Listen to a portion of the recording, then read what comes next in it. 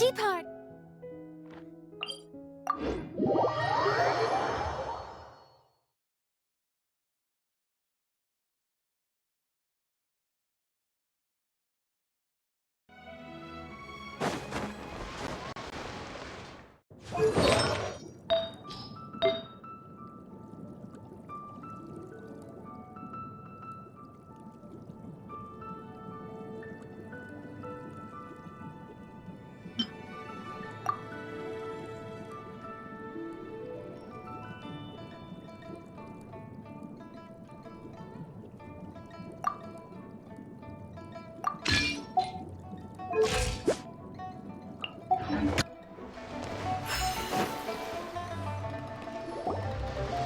Coaching! And Charlotte! I never thought she'd see you two together. Nice to see you again, Traveler and Paimon. Oh, we're not interrupting anything, are we? Not at all. I wasn't in the middle of an interview or anything. I was just asking Miss Kuching about purchasing a kite. A kite? Are you buying some regional specialties to bring back to Fontaine? Well, yes. And... It seems you haven't heard yet. The theme of this year's Lantern Rite is kites. Oh, so that's why Paimon has seen so many floating in the sky. Liyue Harbor is always changing, so it is only fitting that Lantern Rite should change in turn. The Qixing believes it would benefit Liyue to build on our own cultural foundation by embracing the technologies of other nations. After all, it is said that the stones of another mountain may serve to better polish one's own jade. yeah, remember my business meeting with Tianquan Ningguang the last time I was in Liyue Harbor?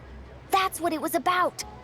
But all I really did was use my network to introduce Lady Ningguang to some interesting people. I'm not sure that quite counts as fostering cooperation. In the end, we decided to combine Liyue's traditional art of kite making with Fontaine's mechanical vertical lifting device. Mechanical lifting device? Sounds pretty impressive. But don't kites just use the wind to fly? Why would you need to add something mechanical? Well, you've actually just answered your own question, Paimon. How high and far a kite can fly depends as much on the weather conditions as on the skill of the person holding the string. But as soon as there's no wind, you can only flail about helplessly like a sweet flower medaka out of water. Experience doesn't matter at that point. Exactly. Liyue is now a nation ruled by humans, after all. It's about time we had the power to make a kite fly, don't you think? Plus, the easier we can make it to enjoy, the more people will want to participate. Right? I also thought it was a novel idea. Plus, it shouldn't cost much to do. With Miss Charlotte's help, everything has gone smoothly. Our new mechanical kites are already available to purchase from a stall in the harbor. We're having trouble keeping up with demand. We also gave quite a bit of thought to the price. We didn't want it to be too much more expensive than a traditional kite. Cool! Turns out you two and Ningguang like playing with toys just as much as Paimon! Toys? They're not exactly toys. You see, Miss Kuching? That does seem to be everyone's first reaction. Although kites are one of our most time-honored cultural relics, outside of their use in certain ceremonies, I suppose they're considered playthings more than anything now. But to me, there's so much more than that. Think for a second about how remarkable it is that a flimsy paper kite attached to a string has the capacity to touch the sky. It is this slight piece of paper that also carries the weight of Liyue's cultural traditions. There's an old poem that goes, "O kite born of paper, flying true and sound, a lone traveler wanders, just waiting to be found."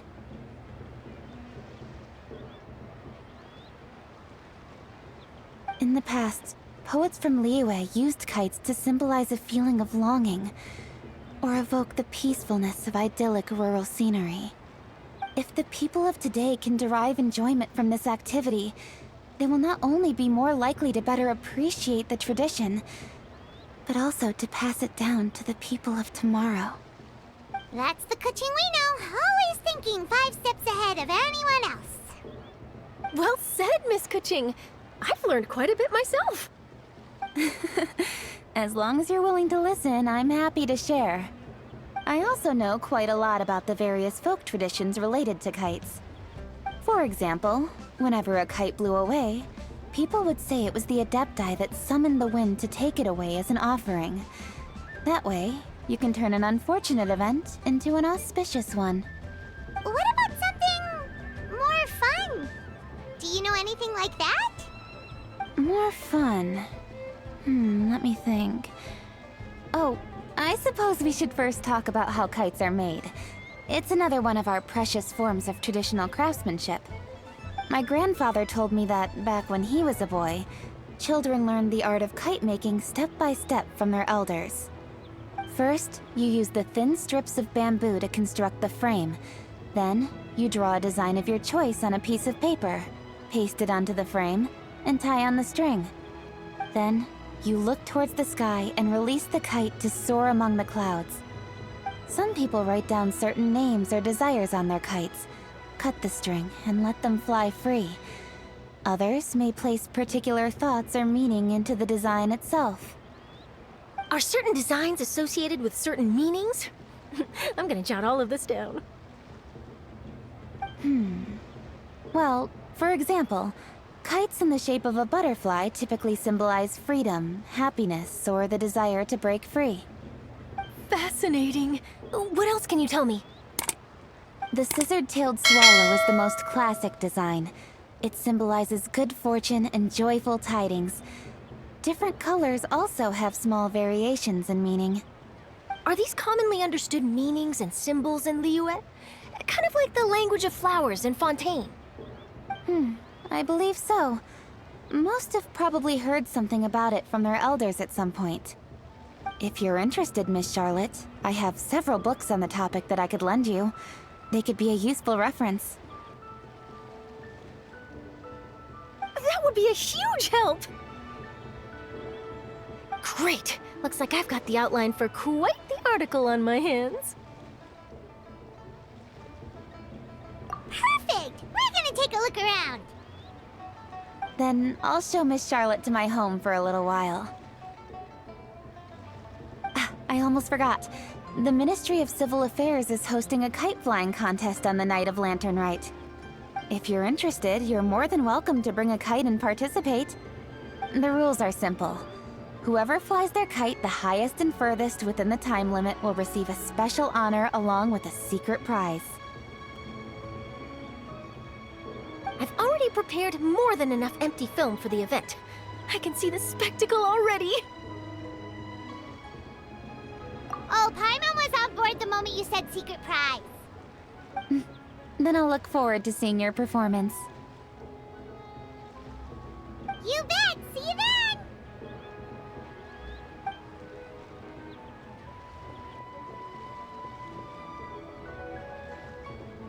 Wait, Traveler? Take a peek to your right. Do you see those 2 people lurking over there? Is it just Paimon? Or were they staring at us the whole time we were talking to Kuching and Charlotte just now? They seem fishy. Huh. Well, yes, but something's up. Paimon just has a bad feeling. Do you think they could be treasure hoarders? They always seem to be stirring up trouble during Lantern Rite. Oh, Paimon's sick of waiting around for something bad to happen. We should strike first, you know. Foil their plans before they even begin. You go right, Paimon will go left.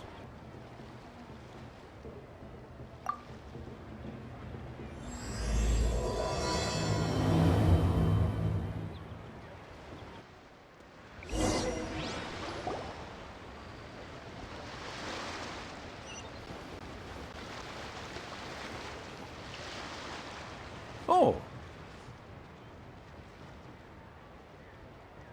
It is with such an air of urgency that you appear before us. Your comportment suggests you believe us to have committed some heinous crime. Perhaps you could enlighten us as to your intentions. Whoa, where did this funny fuddy-duddy come from? You should be the one doing the enlightening, buddy.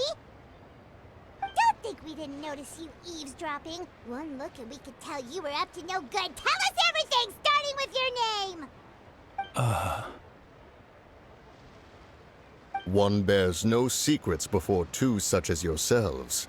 You stand in the presence of the mighty and illuminated Adeptus, Moon Carver.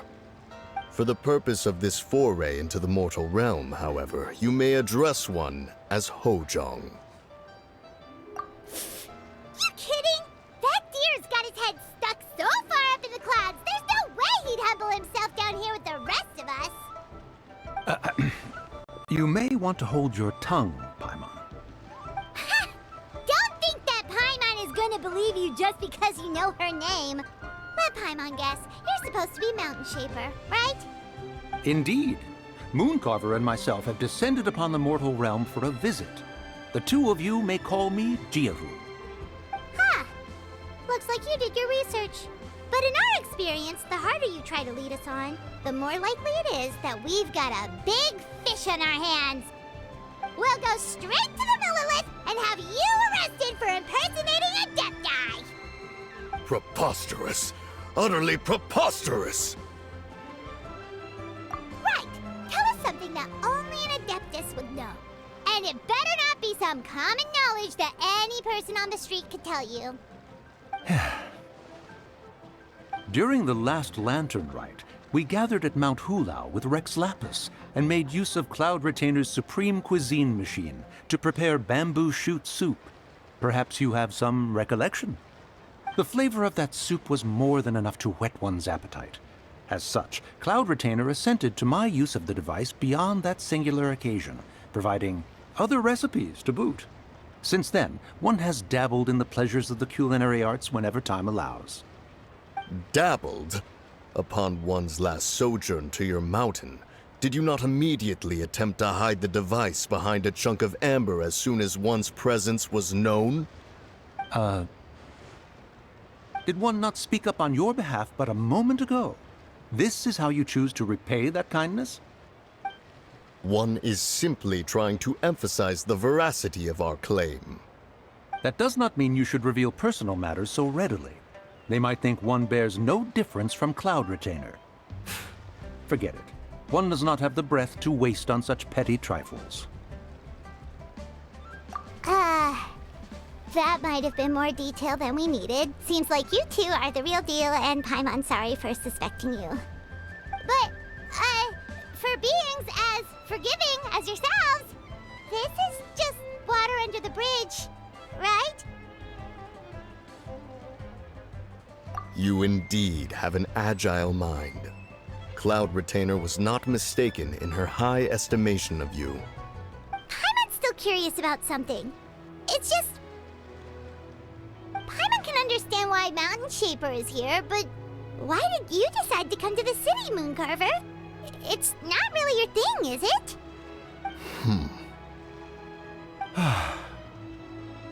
It is but an inevitable eventuality. Long have the mountains remained strangely idle since Cloud Retainer's move to Liyue Harbor.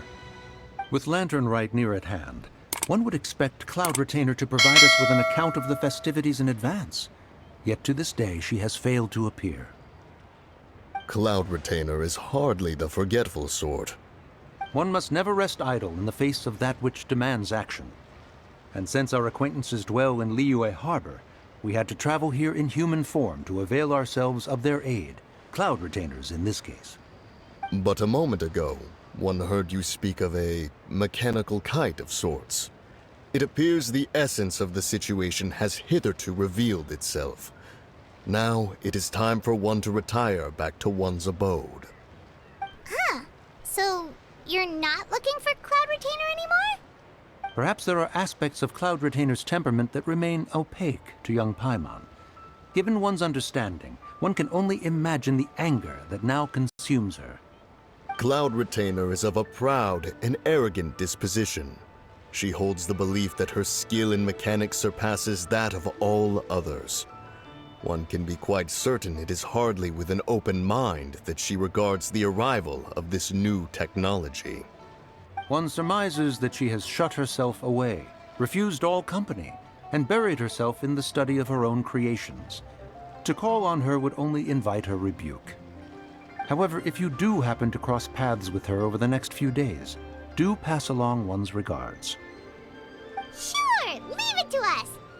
Have a safe trip back, enjoy the scenery, and happy lantern ride! Thank you for your kind words. We shall now depart. We got all worked up for nothing, huh? All that trouble and it turned out to be people we knew all along! Well, it's still pretty early. Let's head over and check out the kite stalls. Paimon wants to see what kinds of kites we can buy to use in the competition. The bigger and prettier, the better!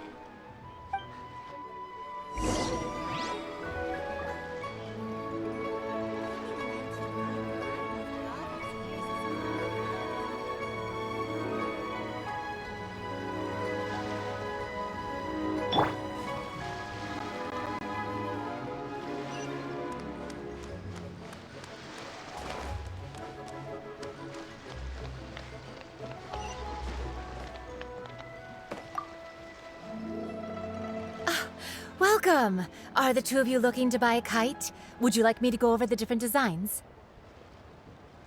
Ooh! A scissor-tail swallow! And a butterfly! And...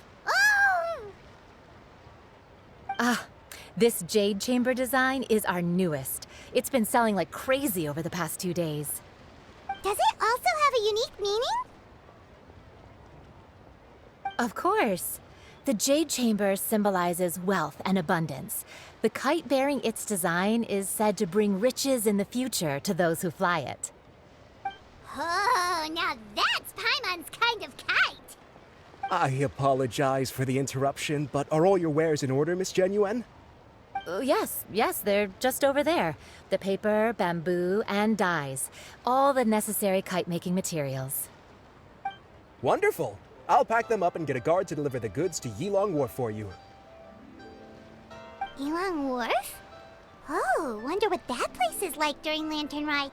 Paimon would love to go take a look. Well, if the two of you are interested in going to Yilong Wharf, then could I trouble you to find Gaming and deliver these goods together?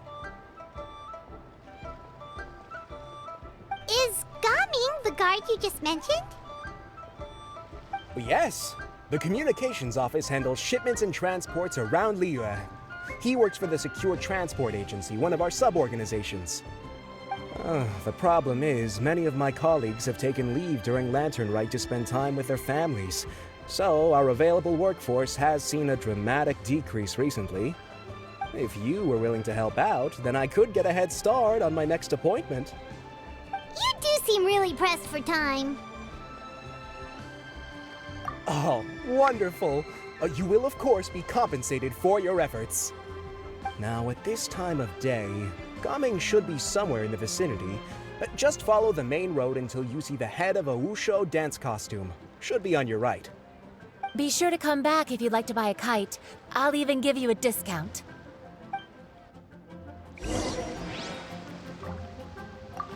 By the way, do you know my aunt? Everyone calls her Granny Shan. I've heard her mention Gaming before. Apparently he's a nice, outgoing fellow and all-around good guy. I never knew kites came in so many styles.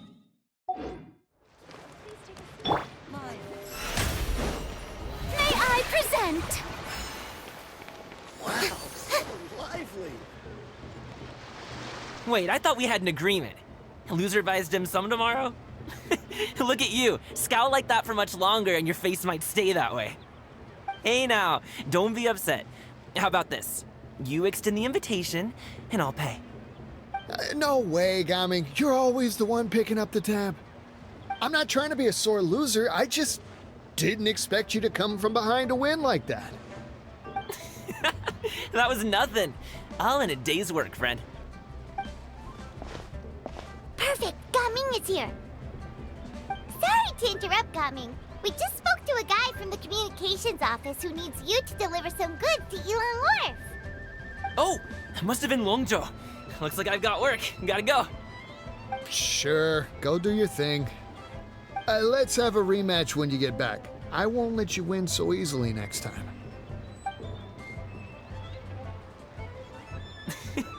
Alrighty, you can hand the goods over to me. Must have been heavy hauling them all this way. Let me take them off your hands. It wasn't that bad. It's just some kite-making materials. Plus, we didn't have to walk very far. Kite-making materials. I see. I'm glad it wasn't too much trouble, Paimon. Still, I owe you one. Ah, and you must be the traveler. It's nice to meet you. Thanks for your help. Huh? You know us? There probably aren't many in Liyue who don't. I've heard quite a bit about you two. You're quite well known around these parts. Oh, and please excuse Longzhou if he forgot to thank you. Take my thanks in his place. He's a good guy. He's just been super busy lately, running around from place to place. Don't be too hard on him, yeah?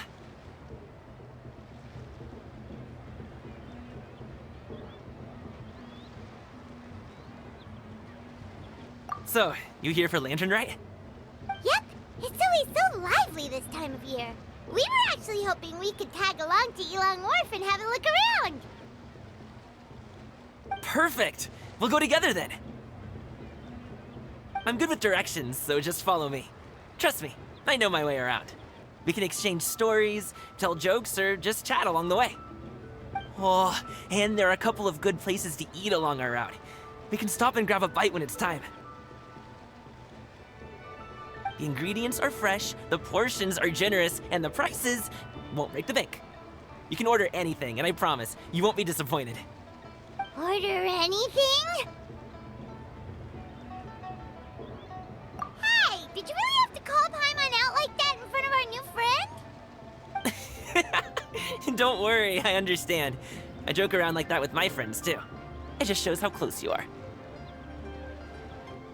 Do you need to pack anything up before we hit the road? I can wait. Nope, our things are always packed and ready. We're pretty much travel experts at this point. Oh, that's right. Then let's get going. If we run into any trouble, you can count on me to protect you. I am a guard, after all.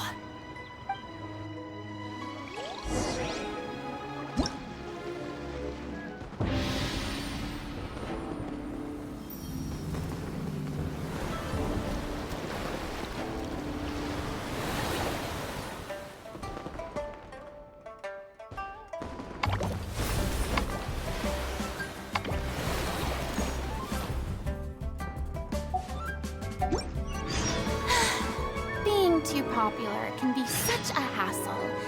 Who knew the people would adore me so much?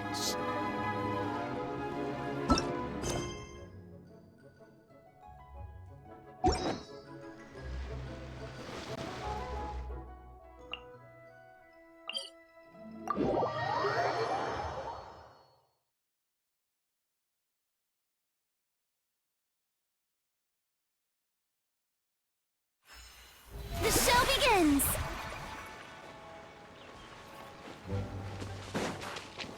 Ooh, the docks are just a bit further. One step at a time. Hang in there.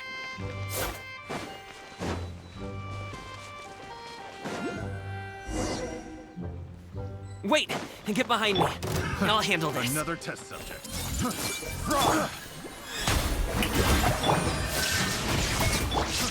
Try. Alley-oop.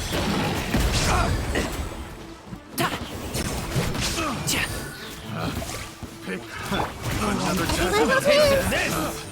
Picked the wrong test. Sorry, pal. Finally done. Seems like we really can't go anywhere without running into treasure hoarders, can we? Yeah, it's not uncommon for deliveries to get intercepted. That's why this job needs guards like us. Paimon was impressed by your moves back there. You seem like a real pro at your job. Oh, that's not a skill I learned on the job. It's just a hobby. Have you ever heard of wushu dancing? Really? Wushu dancing is famous in Chunyu Vale. Performers might be invited to promote the opening of a business or to spread good fortune during a holiday season. But I must admit, it has nothing on the popularity of the Liyue Opera. I'm also well aware that people in Liyue Harbor aren't exactly jumping at the chance to watch wushu dancing, so it's not something I do full-time. Huh? You have 2 jobs? How do you have the energy to do all that? It's not that tiring. You just have to take a rest. Ah, Paimon gets it, so you must sleep a lot then. Not really. Just yesterday, I stayed up all night playing cards. Oh. Let's go. The docks are just up ahead.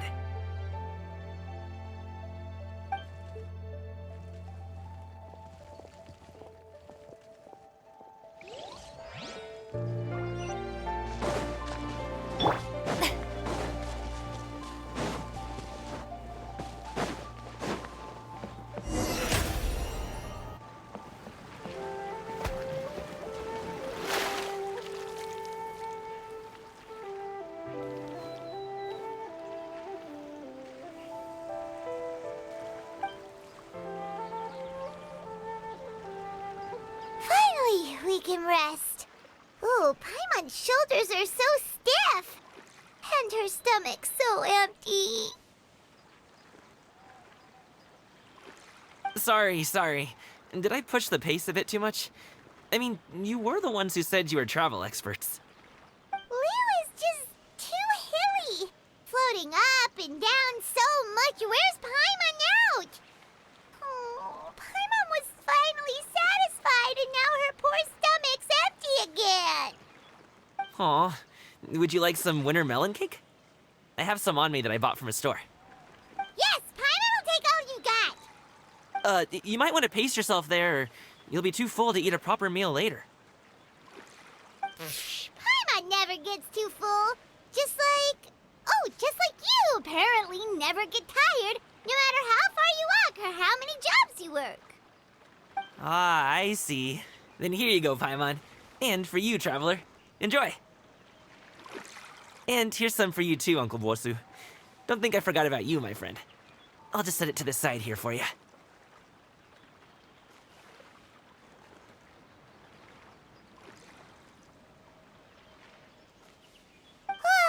That hit the spot. Paimon thought she was going to starve to death for a minute there. That close of a call, huh? I've been eating winter melon cake ever since I was a kid. You can buy them from all sorts of places, whether it's a small vendor on the side of the road or a big restaurant in the city. But each place produces cakes with a slightly different flavor.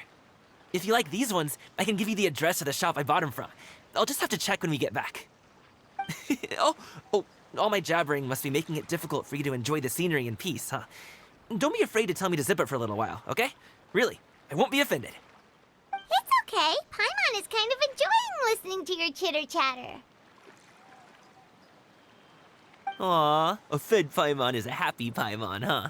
Hey, Paimon can be in a good mood anytime she wants.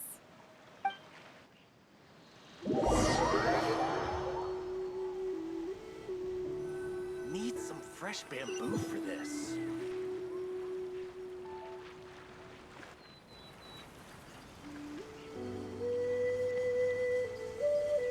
Woohoo! We're here! Don't forget your things, and watch your step as you get off the raft, or you're in for a swim. Thanks for the ride, Uncle Bosu. You take care of yourself now. I'll see you some other time. Okay, follow me. This way is fastest. We'll have to take the elevator up to the secure transport agency.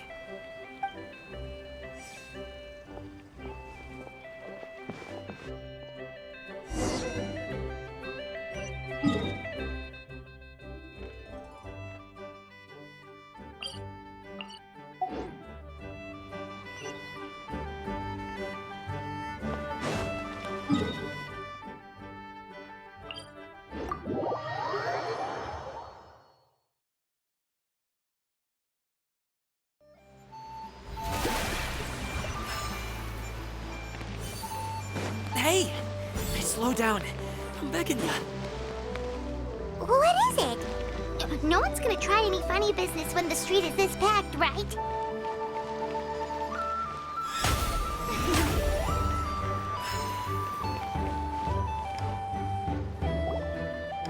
Oh, well...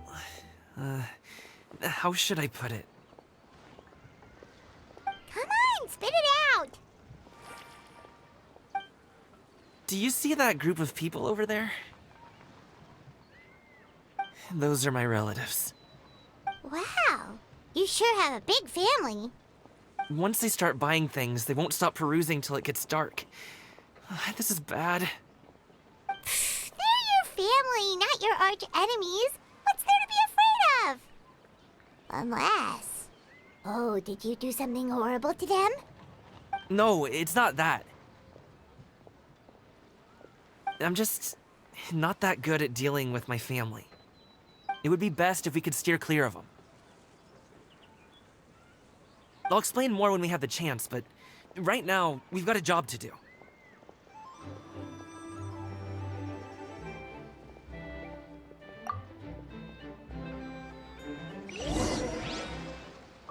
The left side looks pretty packed. Let's go straight. Slow and steady wins the race.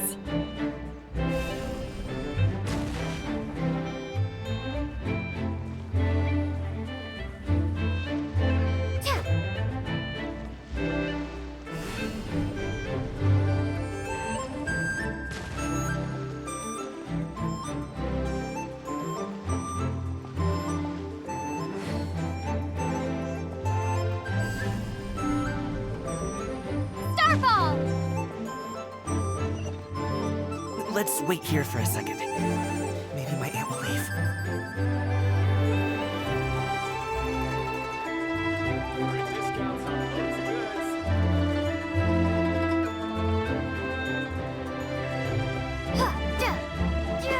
She's gone. Let's go.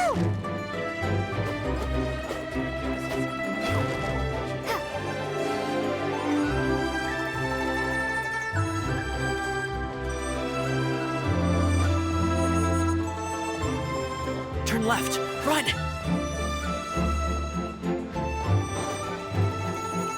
To the right and...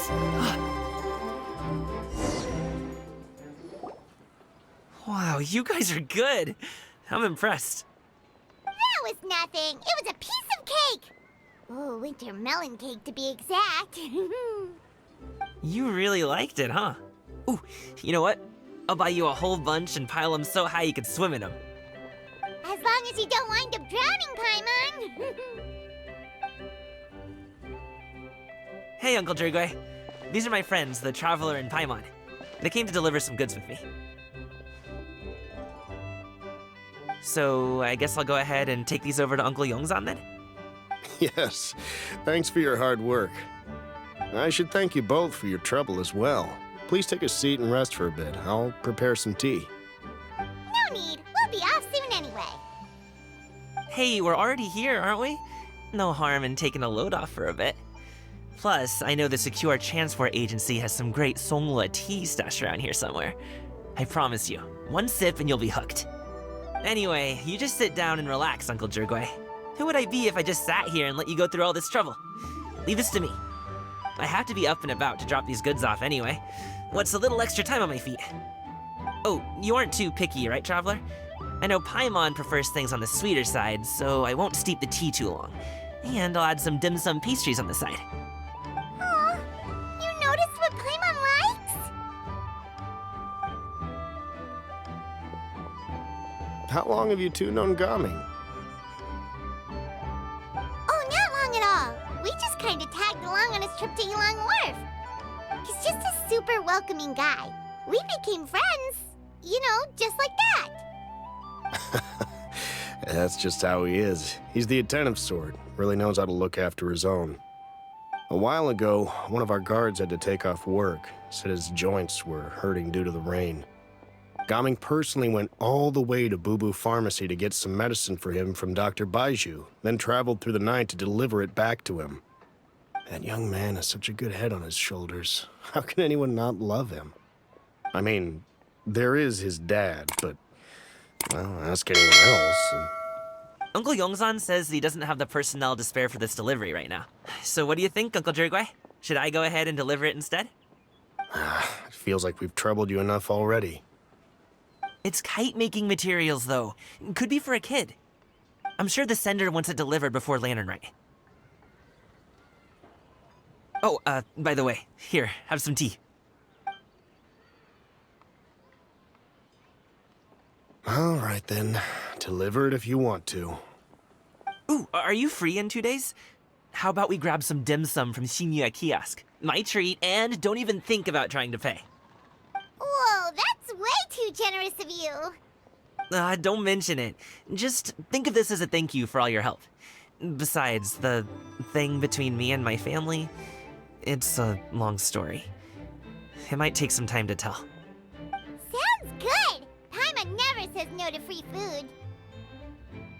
All right, then I'm off. See you in 2 days. Oh, and Paimon, make sure not to eat too much before then. Don't say I didn't warn you. Is he underestimating Paimon? She's just gonna have to show him how much she can really eat. Anyway, is Gaming's family situation really that complicated? He has such a happy-go-lucky personality. Plus, he's an enthusiastic and diligent worker. It's hard to imagine a guy like that being troubled by much. How should I put it? Since he already plans to tell you himself, you don't need an old man like me to add my 2 cents. You seem to be around the same age, so you might have a lot in common. Perhaps you could help him talk things through. Consider it a favor to me. If you have the time, maybe you can make a little flag for us to wave about. It can say, "We provide aid in spades." Couldn't hurt to advertise our services, right? Well, I can certainly arrange that. Is there anything else you wanted to say? Wait, seriously? Paimon was just joking, but if you're going to get us something, she'd much rather have winter melon cake instead. Seems like Gaming really has rubbed off on you. Would you like some more tea? I think there's some left. No thanks. We came all this way and still haven't gotten a chance to look around the wharf. We should see the kinds of kites they got. Maybe they'll have ones you can't find in Liyue Harbor. All right then. Please do let me know if you'd like more tea. You're welcome to stay as long as you like.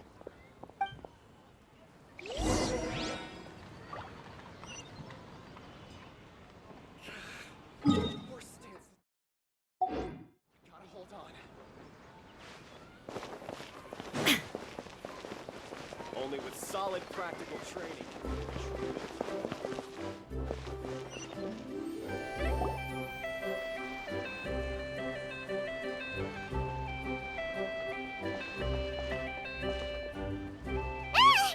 What are you doing here? The way you speak, one might have presumed you were displeased to be in one's presence. Take note, Paimon. You could learn a thing or two about how to respect your elders. Ugh, starting on the elder stuff already, huh? Shouldn't you be back in your cave tinkering away at some kite-related thingamabob or something? What brings you out here? And what's with that huge box next to you? Ah! Paimon gets it. You're here to do some shopping, aren't you? And what of it? The Qixing's decision to integrate Fontanian technology into said kite-flying competition is of no consequence to oneself. Did you expect one to willfully compete against the whimsical trends of worldly sentiment, or perhaps even fall to petty sulking over such? It's not that we think those things exactly. That's just what Mountain Shaper and Moon Carver told us. Or Tia something and Ho. Paimon can't be bothered to remember what their aliases were called. Anyway, they went to Liyue Harbor to look for you. They even asked us to pass along their regards if we ran into you. Oh, huh. Tianyun? Huh.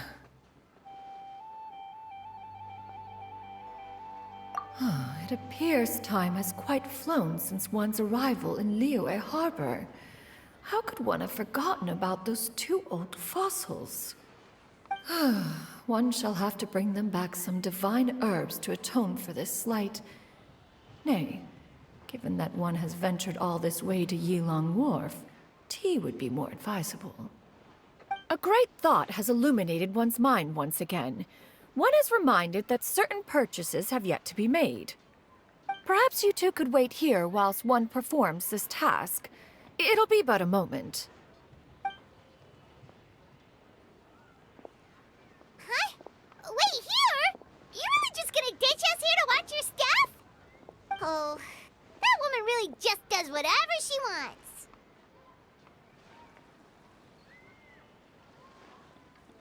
Hey, not you too, Traveler! Oh, all this Paimon ditching is super not appreciated.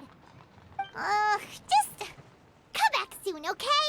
Paimon doesn't want anyone to try and steal his stuff. Welcome. Please have a look around. We only sell teas of the finest quality, sourced directly from Chaoying Village. Might I recommend the Sunglo variety? It's one of our specialties. Now, that sounds promising. One will bring some back for those old fossils, and all will be well. 2 boxes will do. Wonderful. By the way, we're actually running a special lantern rite promotion. Buy 3 boxes, get 10% off. 4 boxes will net you 20% off. 20% off 4 boxes. This merchant strikes a fair bargain. One might as well give some to Morax and Ping, too. Then 4 shall suffice. I see. Are you intending to give these as gifts? If so, perhaps I can interest you in these exquisite gift sets. Buy 10, get half off. Look at the magnificent design, and the red ribbon gives quite the festive flair, don't you think? Such a gift would be sure to impress any lucky friend or family member. 10 boxes. Seems rather excessive.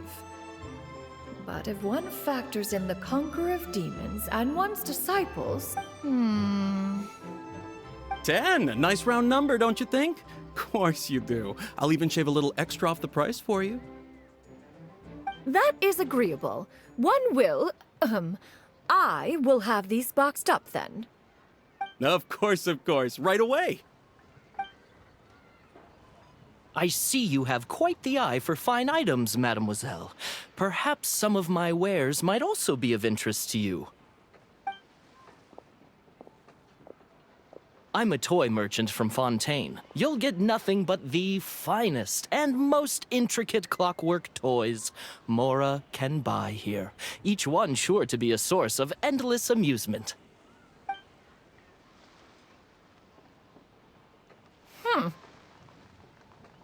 Perhaps you could enlighten me then. When should said amusement be derived? Well, that is, of course, best understood by playing with them yourself. If you could wait just a moment, I can bring one out and give you a demonstration.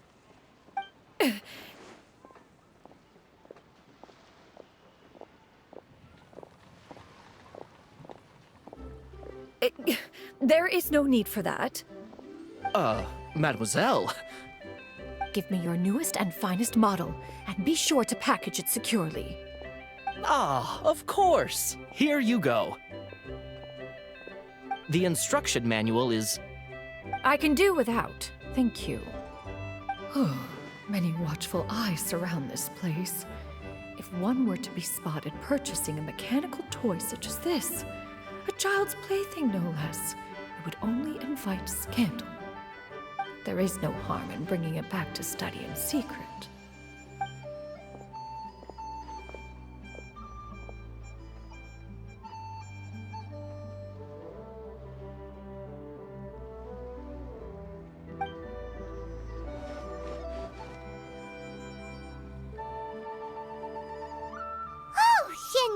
Did your shopping go smoothly?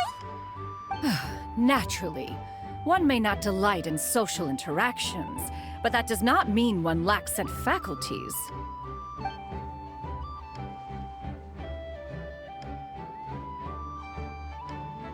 And you two? Are you not here to purchase things? We just haven't had time yet. It doesn't look like there are any kite stalls around Yilong Wharf. But it does look like there are lots of goods from Fontaine. You are also planning to participate in the kite flying competition, then? One means to say, you along with all the other youths. One has been entreated to share one's kite-making expertise, and indeed, there was little one could do about such persistent supplication.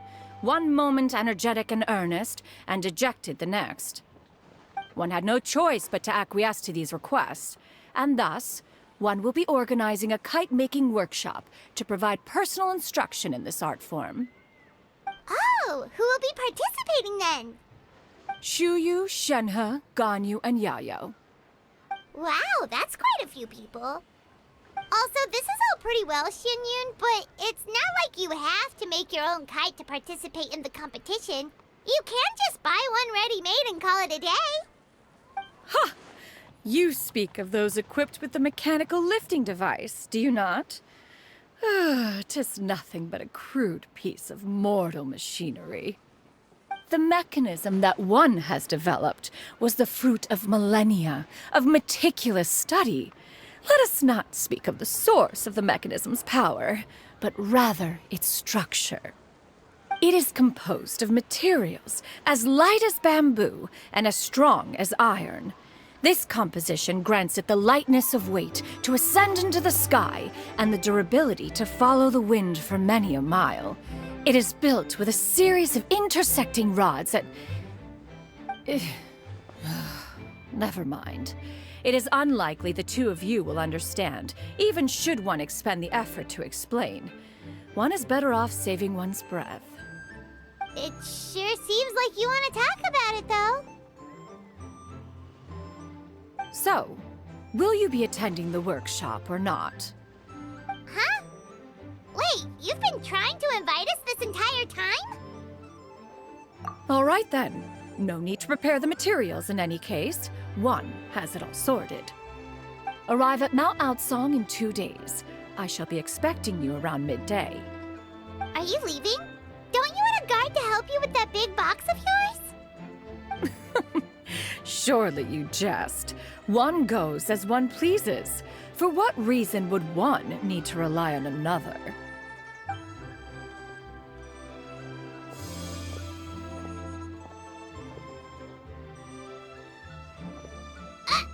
It can float? What kind of invention is that? One calls it the floating toting device. Huh. She seems pretty proud of that one. Look at her walk down the street. She seems so confident, but everyone around her is looking at her all funny. Paimon wonders... never mind. But anyway, that box of hers seems to be full of those mechanical lifty thingamabobs.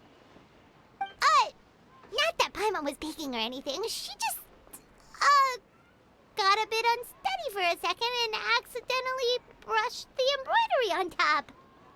And wouldn't you know it, all the stuff inside almost came bursting out. Paimon even went out of her way to keep it all together. All Paimon say is that Xianyun sure does try hard to save face. What did she call it again? A crude piece of mortal machinery? Paimon bet she just can't wait to take it apart and see how it's made. Totally. We should probably act like we didn't see anything, though. You know, in consideration of her feelings and all. After all, that is the propriety with which one should comport oneself. When it comes to an elder, right?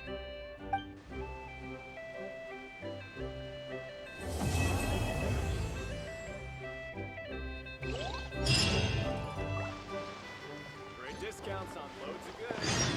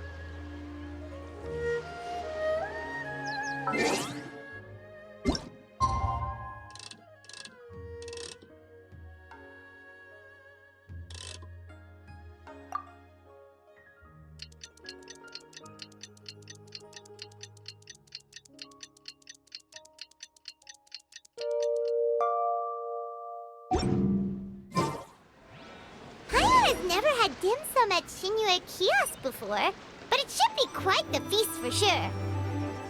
Ooh, and that's Paimon's stomach right on cue telling her it's time to go find Gami. Let's go!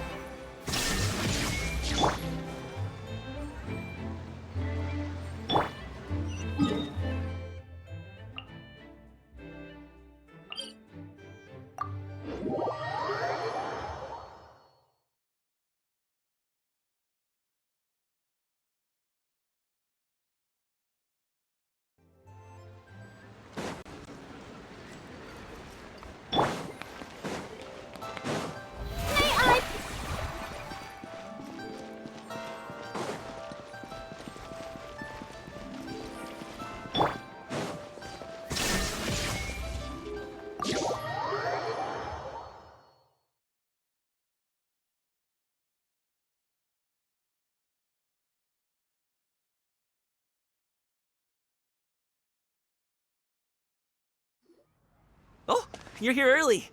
I just ordered. The food should be out in a second. Sit down, sit down. Let's all take a seat! Here, hand me your cups. Oh, thank you! Wait, you weren't supposed to drink that, Paimon. That was for you to rinse your utensils. That's a thing?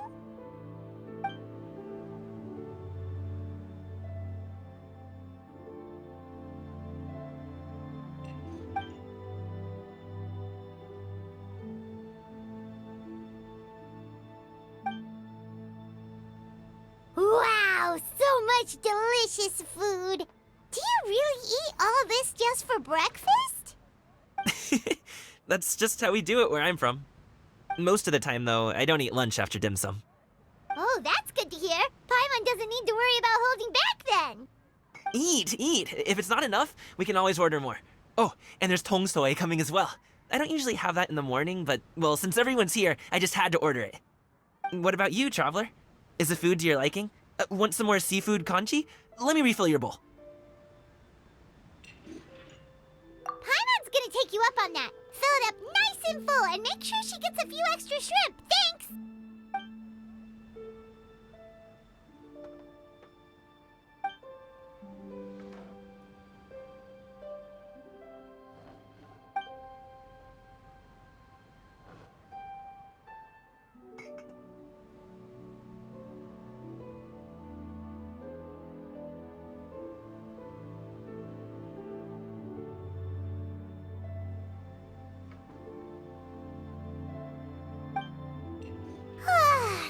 So full. That meal was so satisfying, it even gave Paimon some extra brain juice. Oh, listen! Paimon's figured it out.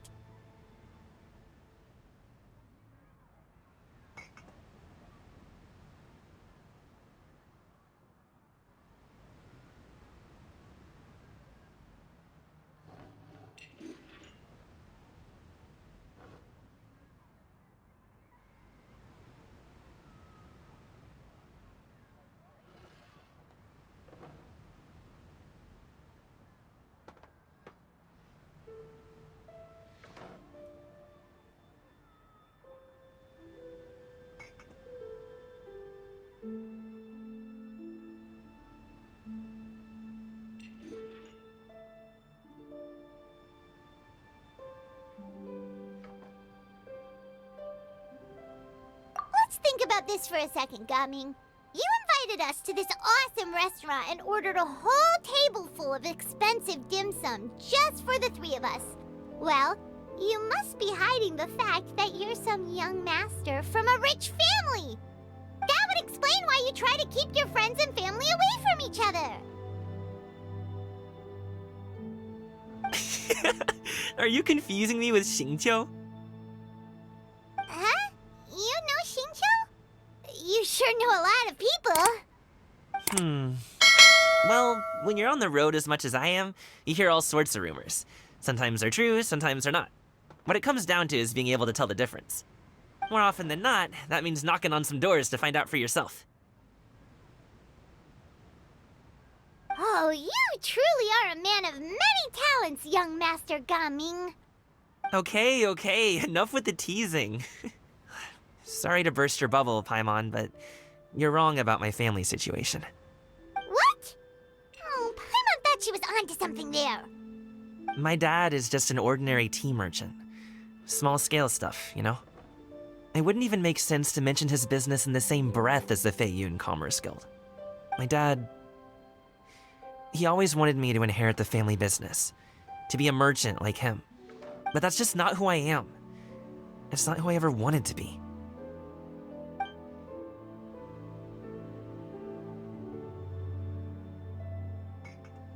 Have you ever talked to him about it? You know, about your interests and aspirations and stuff.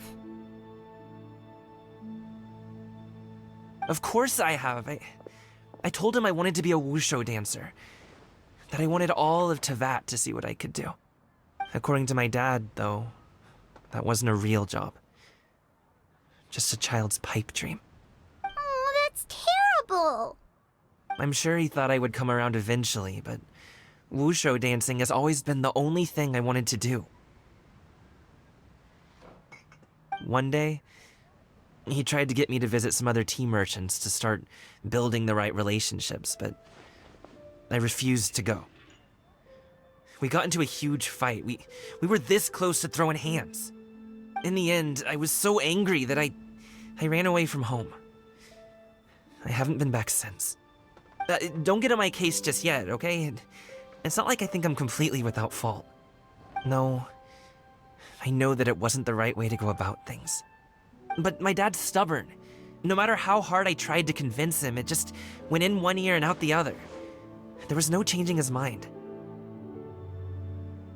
I knew talking would only get me so far, but if I made it big in Liyue Harbor, the results could speak for themselves. Gaming.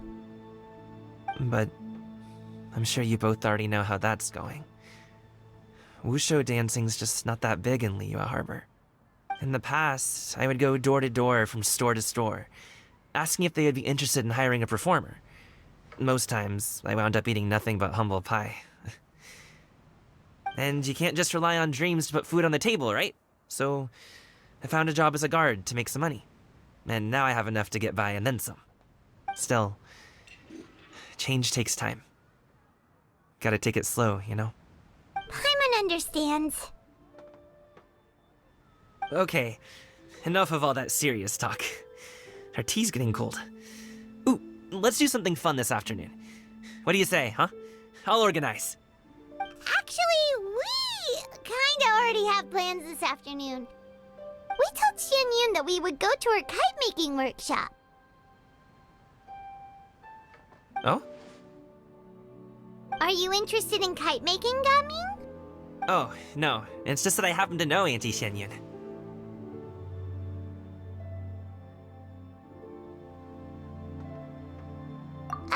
Do you not know who she really is, Gaming? Oh, I know that she's an Adeptus. I met her during a delivery once. But hasn't she been in the city lately? She's even tried, with some limited success, to change her terms of self-address or something like that. She came to see me a few days ago to ask about luminescent dyes. Oh, wait a second. She doesn't plan on putting those on a kite, does she? Is that not something you can do? It's one thing to use it on cloth, but applying it to paper is another matter entirely. Why couldn't she tell me what she wanted them for? Yeah, she does seem to have trouble with that sometimes. It would be such a shame if everyone worked so hard on their kites only for them to get ruined in the end. Okay, I'll go with you. If Auntie Xianyun wants to use those dyes on a kite, the formula will need to be changed. Great! The more the merrier!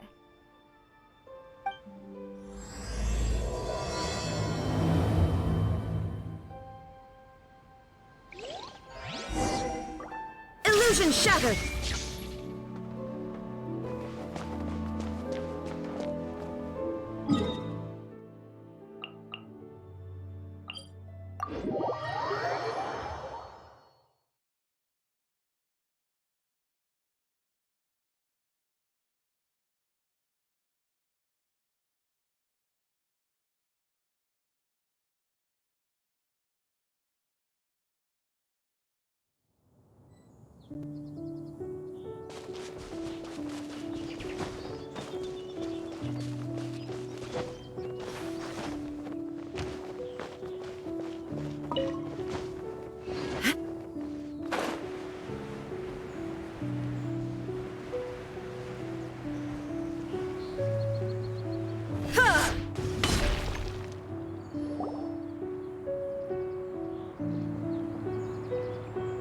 Ganyu! Ganyu! Come on, wake up! Some friends have arrived! Hello, friends.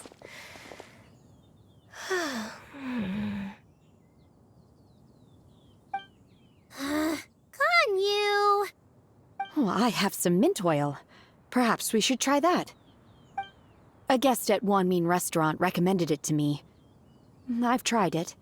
Its stimulative effects are much stronger than what can be achieved from chewing on mint leaves alone.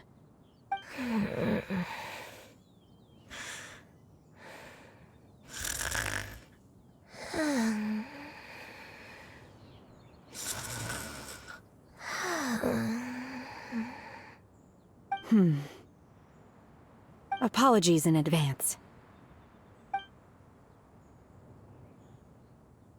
Wait! Shenhe? Not there!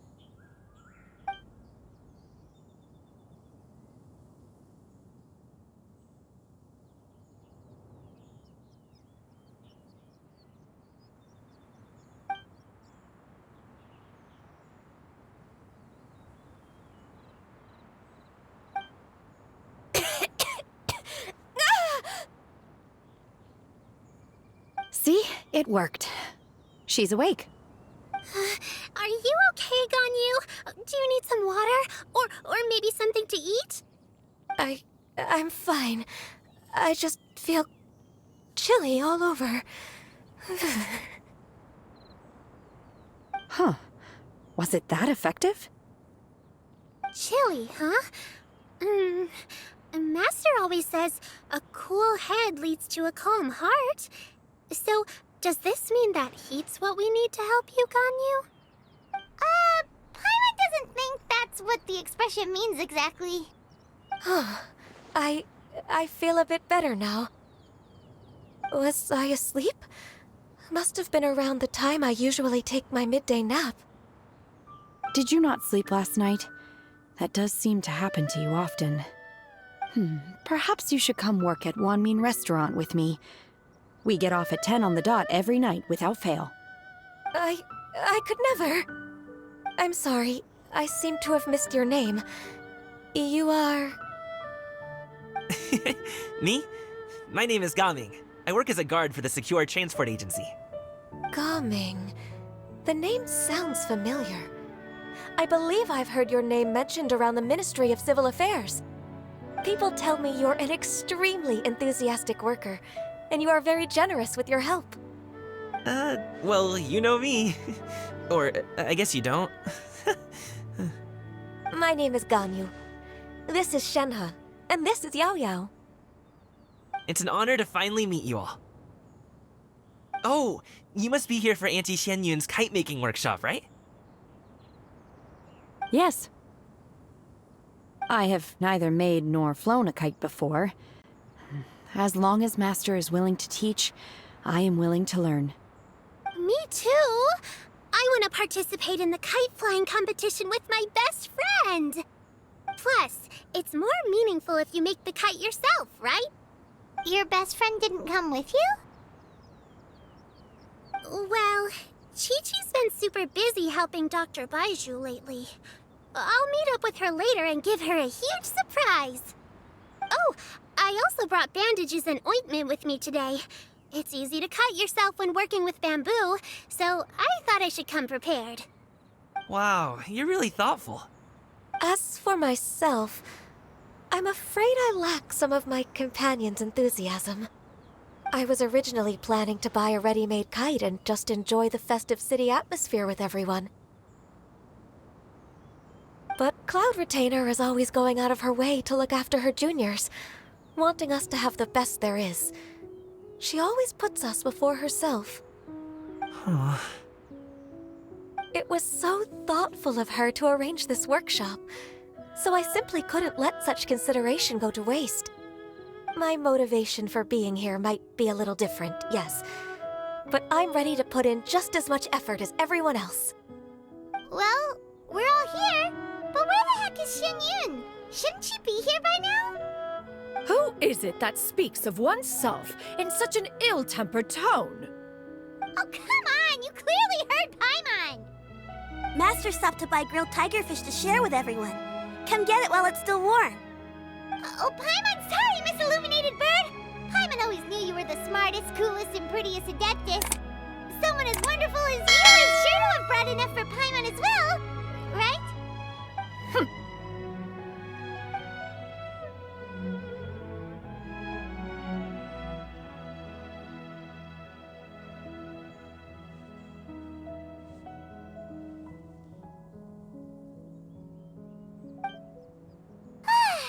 So delicious. Paimon's life is complete. It appears that we've ended up with quite a few participants indeed. Go ahead and divide yourselves into small groups. The materials are over here. The regular dyes and luminescent ones have been clearly marked. Use them as you see fit. As for how to make the kite, one assumes you all made sure to listen to the instructions one provided while we were eating. Yes? Are there any questions? Paimon may have focused a little too hard on the eating and less on the listening. Paimon knew she could count on you, Traveler. One will wait under this tree and avail oneself of the cool air while one digests. Do not hesitate to seek one's company if you have any trouble, questions, or simply want to chat. We're not in any hurry to get started. Why don't we go see what the others are up to?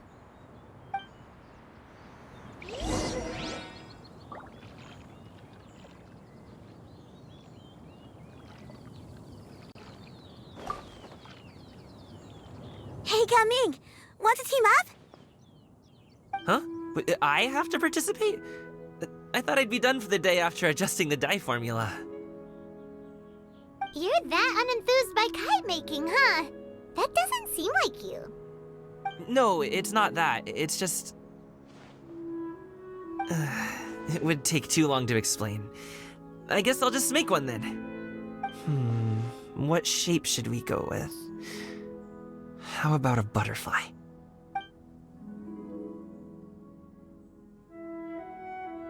What do you think, Shuyu? Is there a particular design you want? I want a Swanee! That might be a little hard to pull off. True, but I still want to try. They're super cute. Okay, it's decided then.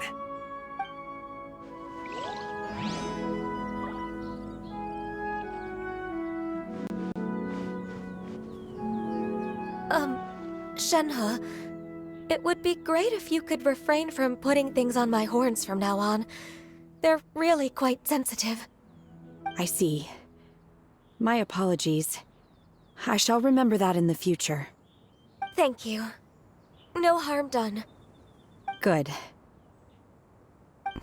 Could I touch them just once more, though? No oil or anything this time. I've just always wondered what Miss Ganyu's horns feel like. Huh? Please, I told you, just call me Ganyu. Well, all right. Just be gentle.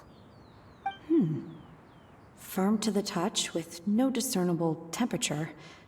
Oh, not unlike certain medicinal plants I've eaten before. Oh, still, Ganyu appears to be shaking like a cat whose whiskers have just been touched. I should stop. I see. Then I'll apply the oil to your forehead next time. Oh, no need. I'll just refrain from taking afternoon naps outdoors. Anyway, we should probably get started on our kite. It won't be long before Cloud Retainer comes to check on our progress. Perhaps we should just choose the most traditional style. Okay. Well, they seem to be getting along swimmingly. Let's not disturb them.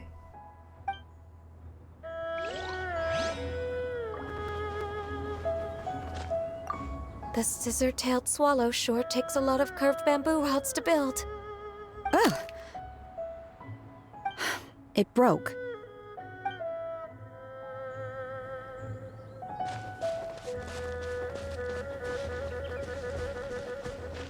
Gaming, can I do the coloring? Sure. I'll go ahead and make the frame for you.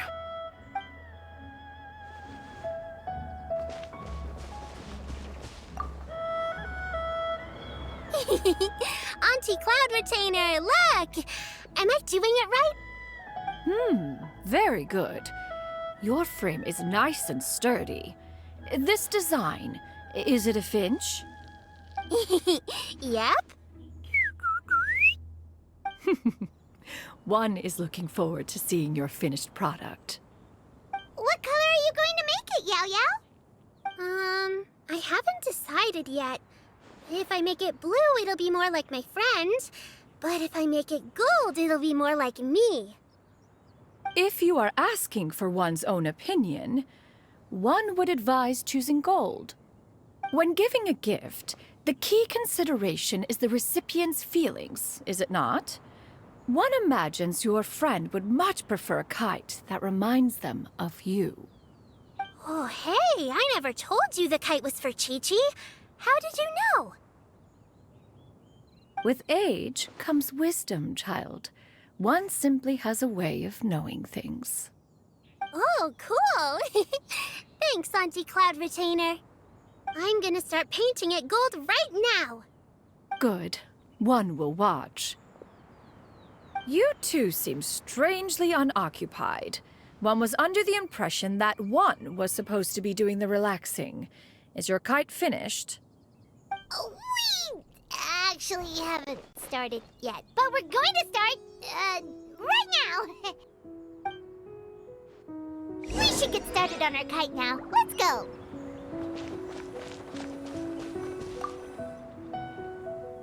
First, we have to decide on the shape. Hey, what are you laughing at?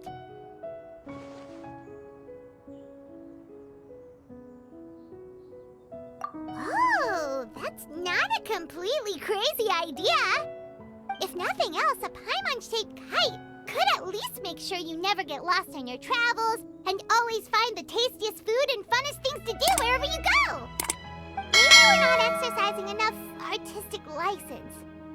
Ooh, we should exaggerate this a bit. How about this? The word Paimon means the guardian angel of travelers.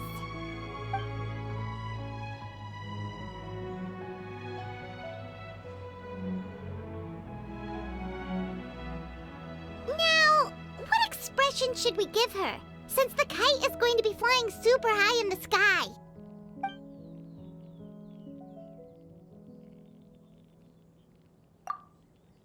Ooh, like this? Ooh, the title of Champion Kite Flyer is mine! Now that we've decided, let's make it happen!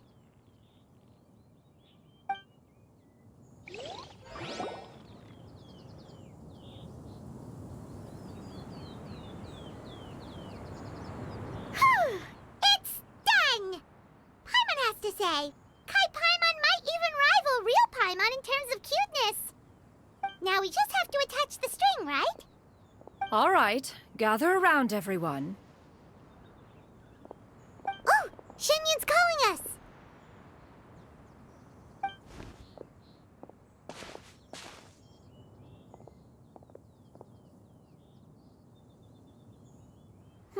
Let one take a look.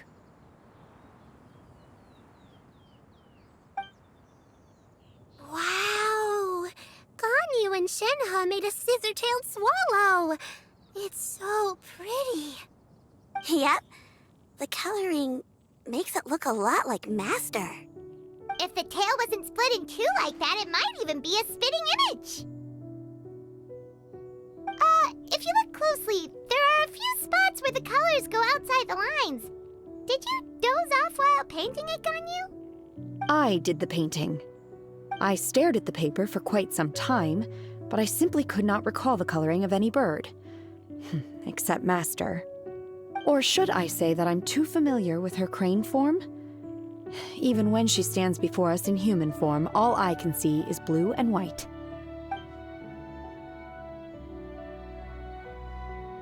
Oh, well, now that you mention it, Paimon can see it too. Exactly. So I simply closed my eyes and painted from memory. No way. You can paint with your eyes closed? Wow, the disciples of Adepti really are something. You are most filial, Shenhe. One is flattered by the likeness. The Swanee that Gaming and Shuyu made looks very majestic. I'm sure it'll look even more impressive as it soars through the sky. The eyes and ears glow in the dark, so you're sure to see it at night. Your golden finch is cute too, Yao Yao. It's all thanks to Auntie Cloud Retainer's guidance. What about your kite, Traveler? Ta-da! Here it is! Its self-important countenance bears a striking resemblance to that of its namesake. It makes her look like she's already won the competition. Well, that's gonna happen one way or another. Is that the Jade Chamber? Oh?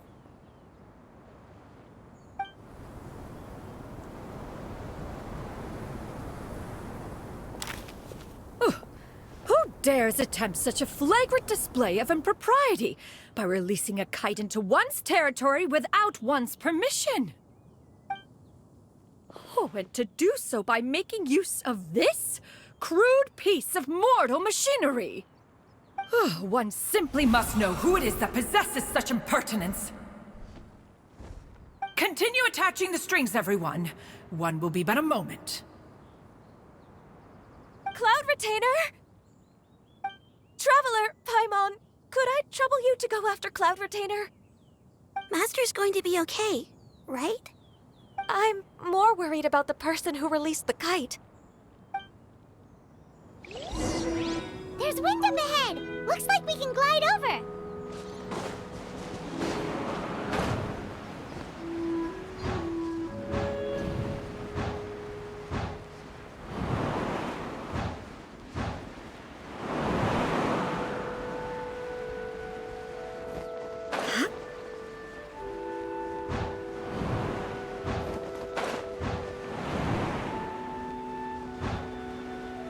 It's right there!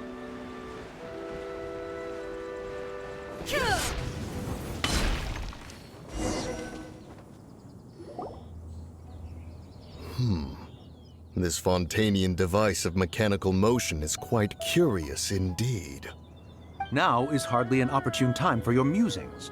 Someone among us was not sufficiently attentive, and now the kite has vanished.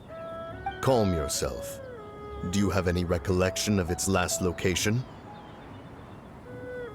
One believes it drifted in the direction of Mount Outsong. Perhaps it is mere happenstance, but one feels a certain sense of dread at the thought. Your concern is misplaced, surely. Cloud Retainer is either in the city looking after her disciples, or secluded in her abode attending to her research. She will not notice that kite. On the subject of said kite, however, one simply must remark on the genius of its windless lift technology. One cannot help but surmise that its ingenuity rivals that of Cloud Retainer's creations. Still thy tongue. If Cloud Retainer were to hear you profess such a thing, we can both say farewell to any further use of the supreme cuisine machine. One presumes that this kite belongs to you. Huh? Regard the situation with which we are now confronted. This is all your fault. One's fault? One seems to recall that releasing the kite was no solitary endeavor. Say something, Mountain Shaper. Surely you can think of something to appease her. Further explanation shall only fan the flames of her wrath. It would be better to stay silent and retire at the earliest opportunity. We can hardly avoid her forever. That may suffice during Lantern Rite, but what about the Moon Chase Festival? Sooner or later, she will discover our true identity. Hello? Go retrieve the kite. Absolutely not. You retrieve it. That is not our kite. Oh, so an adeptus such as oneself is mistaken then? Ah, you're an Adeptus? Please forgive us for any impropriety. I truly possess no inkling of who could have released a kite into your esteemed domain. Pray, who could be responsible for such wanton behavior? Verily, verily, we were but delighting in the surrounding scenery. This locale is home to such exquisite... mint! Well, and if that's all, then we'll just be on our way. We finally caught up. You sure do fly fast in your illuminated bird form, Xianyan. Mooncarver? Mountain Shaper? What are you doing here? You? Okay, now Paimon's getting a weird vibe. Did she say something wrong? It is of no consequence. Long has one seen through their disguises. One was simply curious as to how long they would keep up the act. Then you are not angry? How could one feel anger at the sight of two old friends enjoying themselves? One is also well aware of how enticing these city novelties can be. We were simply consumed by a fit of festive spirit. Seldom do we get the opportunity to partake in the delights of the times. However, we are far from being as adept as you in matters that require a deftness of hand. No worthy kite could be born of our own making. Thus, we could only take the convenient route, so to speak. Your prowess in mechanics is unparalleled, Cloud Retainer. You wield the wind and waves themselves. Your singular talent stands unmatched across the land. Of this, we are well aware.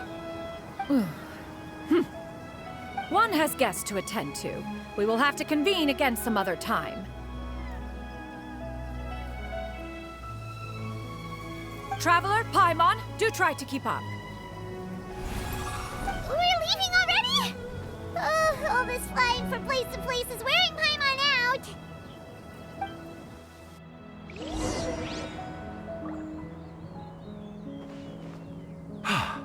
It seems that one's concern was misplaced after all. Then, should we continue flying the kite? A splendid suggestion, but it would be advisable to change locations. Perhaps your mountain would suffice? It is more than spacious enough. A fine idea. A fine idea indeed.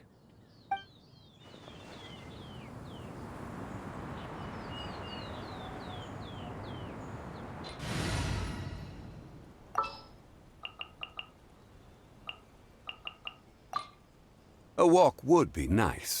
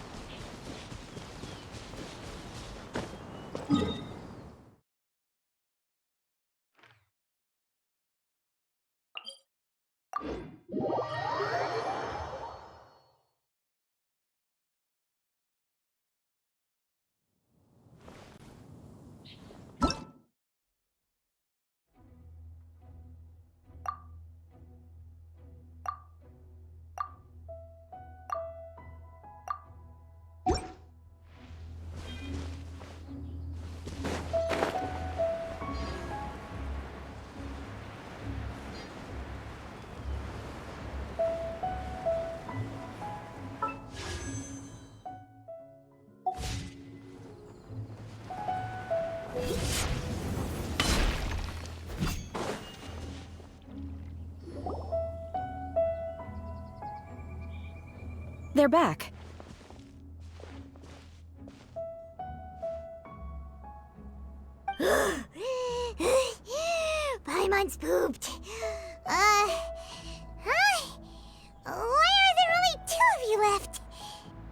After you left, Yao Yao and Shu Yu tired themselves out playing with their kites. Gaming offered to escort them home. Before he left, he said something that I don't quite understand. Oh? What did he say? He said, a kite is always tied down no matter how far it flies or how high it soars. Its tether prevents it from ever truly flying free. He looked quite dejected as he said this. Now that you mention it, Gaming did seem to have a rather strange attitude towards kites. A reflection of himself.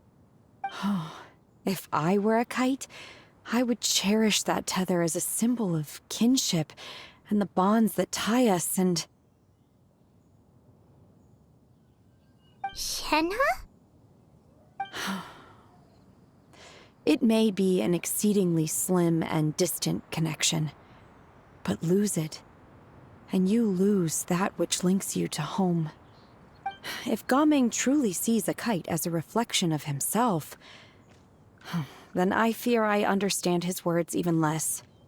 Well, people often have different points of view depending on their mindset and experiences, right? It's actually quite normal. Just like some people can eat spicy food, but others won't go anywhere near it?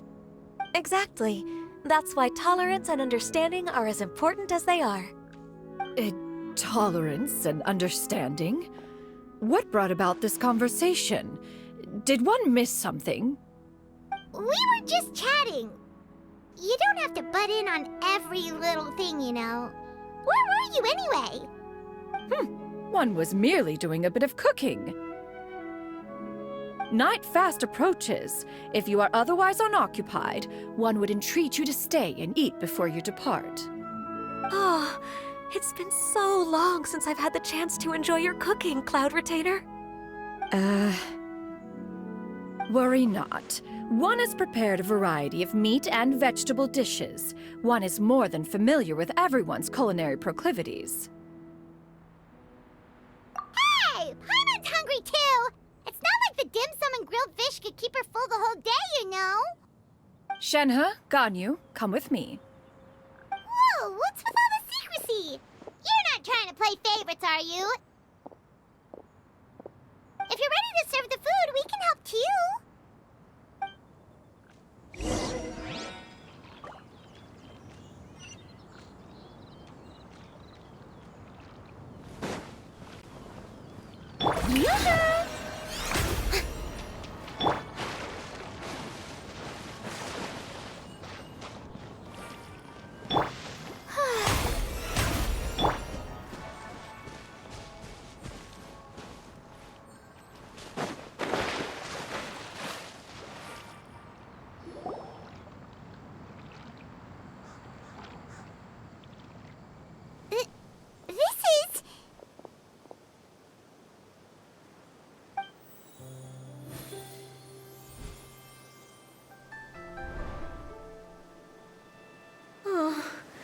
I can feel the wind brushing against my legs.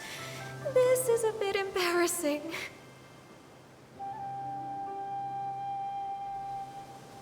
Is the headpiece secure? I should have asked Cloud Retainer to check before I stepped outside.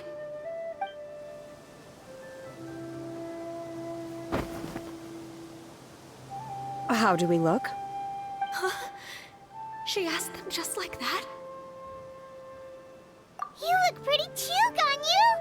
Oh, how should Paimon put it? You both look so elegant and refined! Those outfits really suit you both! Given that one employed the services of the best tailor in all of Liyue, one would expect nothing less. What colors have you been partial to lately, Shenhe and Ganyu? Lately? Why is Cloud Retainer suddenly asking about what colors we like? I like black. One is gratified to see one's disciple has inherited one's own tastes. The color black doesn't get dirty easily. A virtue I've come to value recently. And you, Ganyu? I favor blue and black. And the material is sufficiently comfortable, yes? Yes, very. I simply cannot thank you enough, Cloud Retainer, for this gift. And the kite, too. Thank you, Master. One is content, as long as you are pleased with the gift. One hopes these garments will see much use.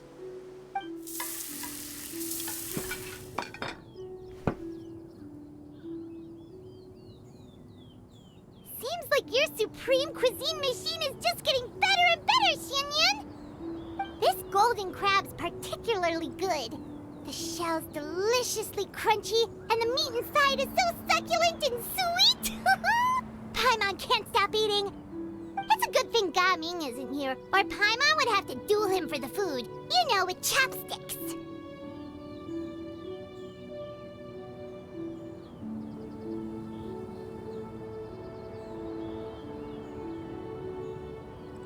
He traveled all this way on account of the kite-making workshop, and he spent the whole afternoon looking after Shuyu. One was hoping to treat him to a meal. Oh well. One will just have to extend one's thanks in person. It's rare for someone to make such a good impression on you, Cloud Retainer. One has high standards. He appears to be a young man of much merit, and one is not the type who would see such potential squandered. It appears that he wishes to break free from the kite string that tethers him. Kite string? Huh, what strange metaphors you speak in, Shenhe. Ever since you returned from one mean restaurant, your turns of phrase render one at quite the loss. Where do we even begin? Oh, do you know about the conflict between Gaming and his dad, Xianyun? One has only heard that the two are not on good terms. He ran away from home and hasn't been back since. Oh? Ran away, you say? Oh. One believes we would all benefit from a more thorough retelling. Start from the beginning. Oh, okay. Paimon just hopes he won't mind. What? This shall not do. Lantern Rite fast approaches. We must make haste. As one was contacting various tailors around Liyue, one could not help but be reminded of Menogias. He possessed a singular talent for clothing design. He had an exquisite eye, not just for fabric selection and color pairing, but also for what accessories could best accentuate a garment's overall styling.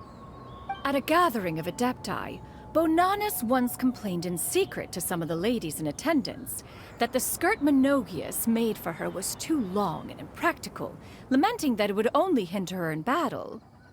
However, when one asked Menogias his opinion, he remarked that the train of the skirt would serve to enhance her adeptal countenance by exemplifying a certain elegance. Menogias was that type of person. When it came to topics relating to garments and accessories, not even Rex Lapis could best his stubbornness. And later...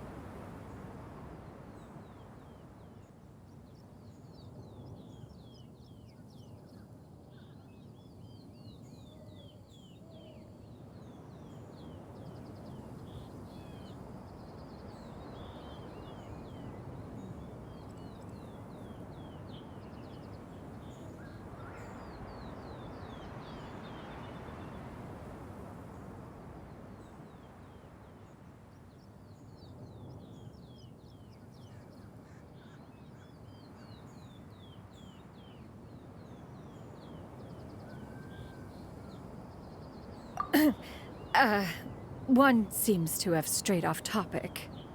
One means to say that Lantern Rite should be a day of reunion. It is a time to address problems before they turn into regrets. Fate is fickle. The cruel reality of this world is that suffering and misfortune can befall any of us without design or reason. if there is a chance for young people to remain insulated from this reality, one should do one's utmost to make it so. That's nice and all, but... Do you have any ideas, Cloud Retainer? Perhaps adeptal arts could be of use. No. Mechanics, perhaps. One fails to see its use in a situation such as this. Is there anything I can do to help? Combining our efforts is a fine idea indeed. Aha! One has an idea! How about this? Does that make sense to everyone? Yep. Oh, Paimon really hopes this works. One's designs never fail.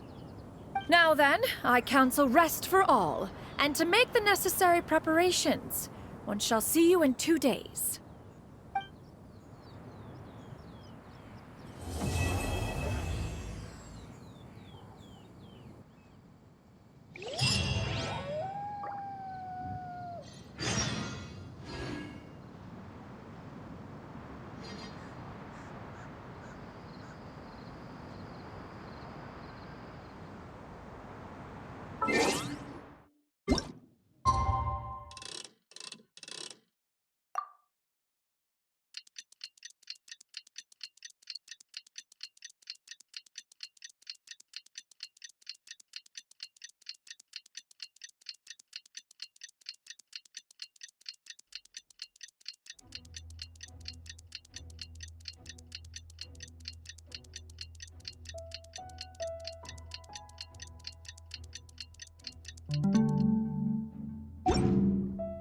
Osmanthus wine tastes the same as I remember.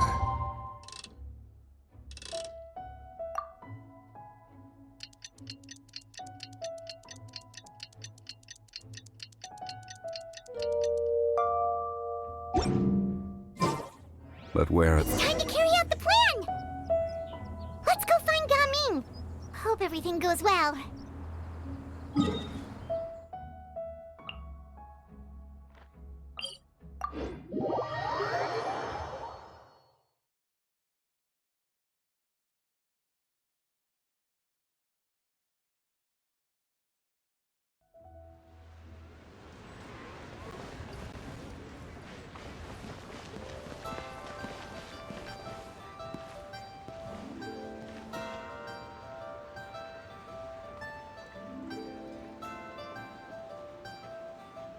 Are made for transferring commodities back and forth, and those that come across Liyue tend to stay a while, so it is where many things come to settle.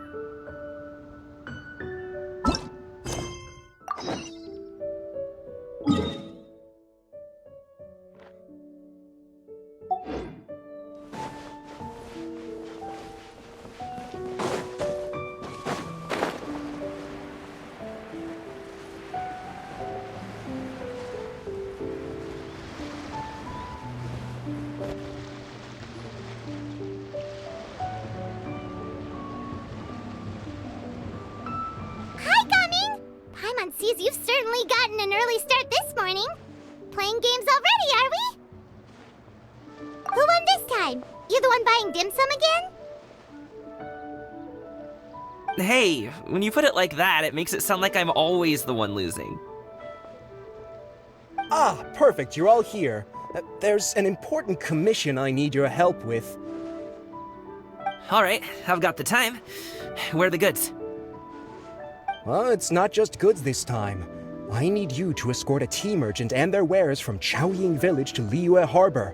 A very important client has requested to meet with him. Sure. What's this merchant's address? Well, here. If the client's that important, then this must be a very crucial, very pressing commission, right?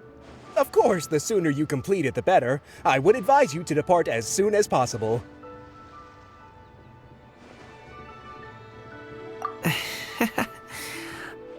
Alright, don't work too hard now, Longzhou. We'll set off then.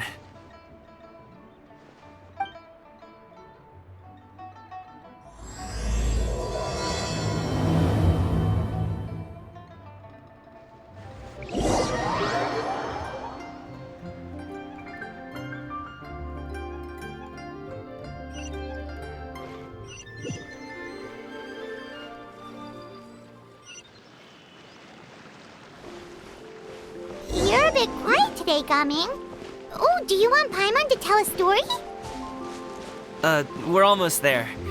I'll take a rain check on that.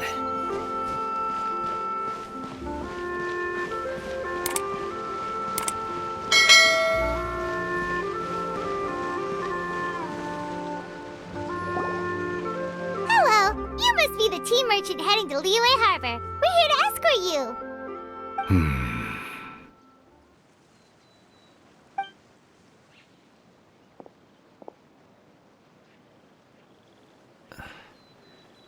Dad?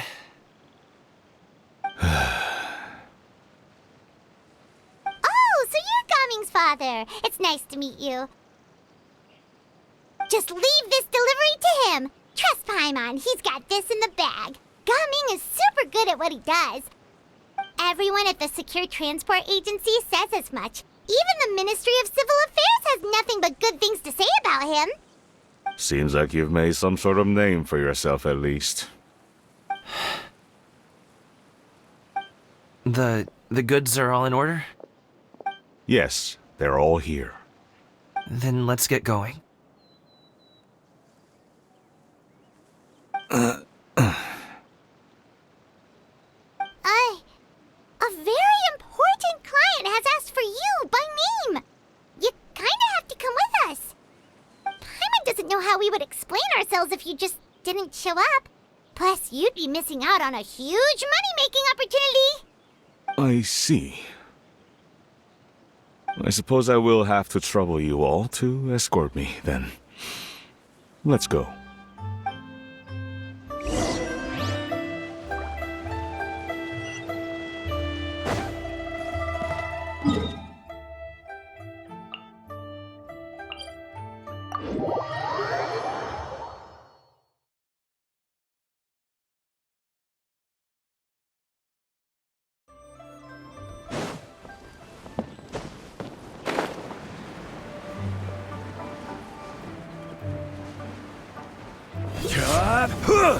We've been walking for so long.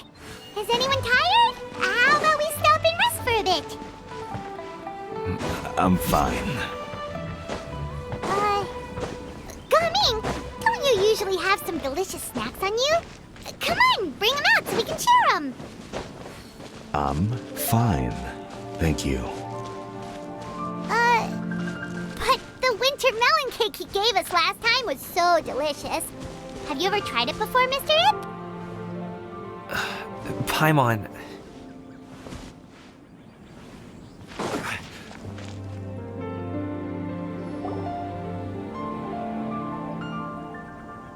This place looks nice and open. Why don't you all rest here for a second? Huh? What about you? You're not going to join us? I'm not tired. I'll keep watch. Oh, but... Just let him go.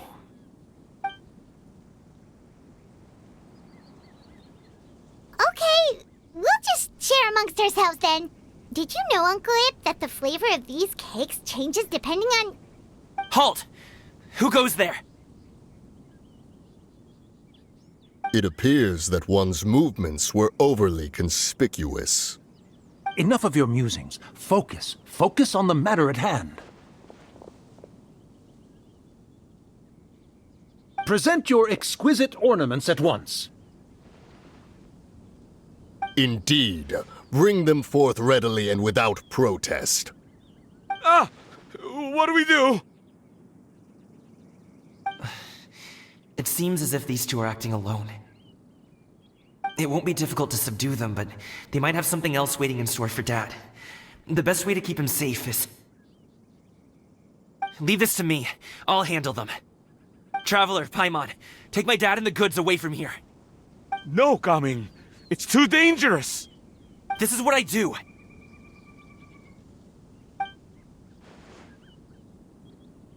A thorny foe indeed. Let us depart and seek a target softer in blows and disposition. Don't think I'm gonna let you off so easily. Away! Let us away! Coming! Don't worry, fighter. Paimon's even seen him take down a dozen or so treasure hoarders all by himself. But, Gaming, if he had just stayed by my side and learned the family trade, he wouldn't have to put himself in such dangerous situations. We just have to trust him. Let's go on ahead. We'd best get away from here, in case there are other bandits in the area waiting in ambush. All is going to plan.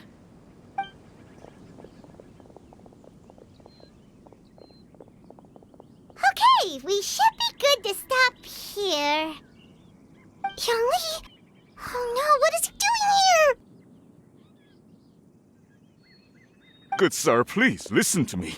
Reel in your line and leave this place as quickly as you can. There are bandits in the area.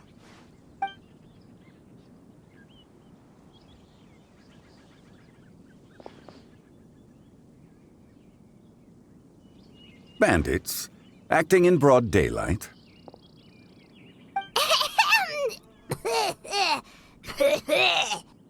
Oh.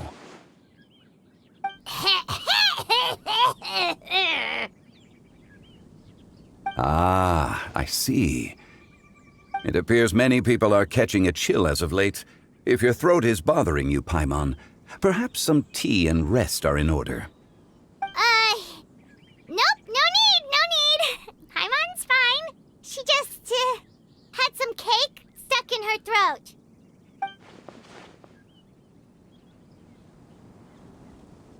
If there are indeed bandits in the area, then we should inform the Millilith at once. Oh? Well, if that's the case, such matters are best left to those with the necessary expertise, wouldn't you agree? I suppose you're right. If ordinary people like us got involved, we would only cause more trouble. Since we find ourselves otherwise unoccupied in this beautiful area, why don't we find a quiet place to relax while we wait for good news? That would be lovely.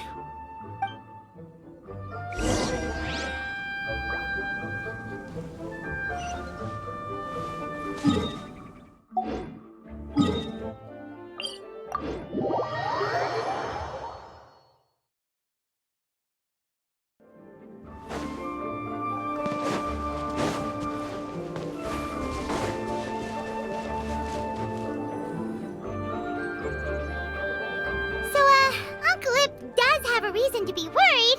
After all, Gaming, the guard we mentioned, is his son. Gaming. The name sounds somewhat familiar. Ah, yes. That is the name of the Usho dancer who has been performing around Liyue Harbor recently, is it not? Oh, have you seen him perform? Indeed. I cannot help but admire his skill. He truly encapsulates the spirit of the Suani. Usho dancing has become more well-known in Liyue Harbor recently. However, although performers are seeing budding success, they have no doubt had to face many hurdles along the way. One's not so easily understood by spectators such as ourselves. If you ask me, what truly deserves admiration is perseverance in the face of adversity. That is a rare attribute indeed. I have heard many of my acquaintances praise Gaming for his kind, selfless, and courageous disposition. To have a child so accomplished and upright, you must be a very proud parent indeed, Uncle Lip.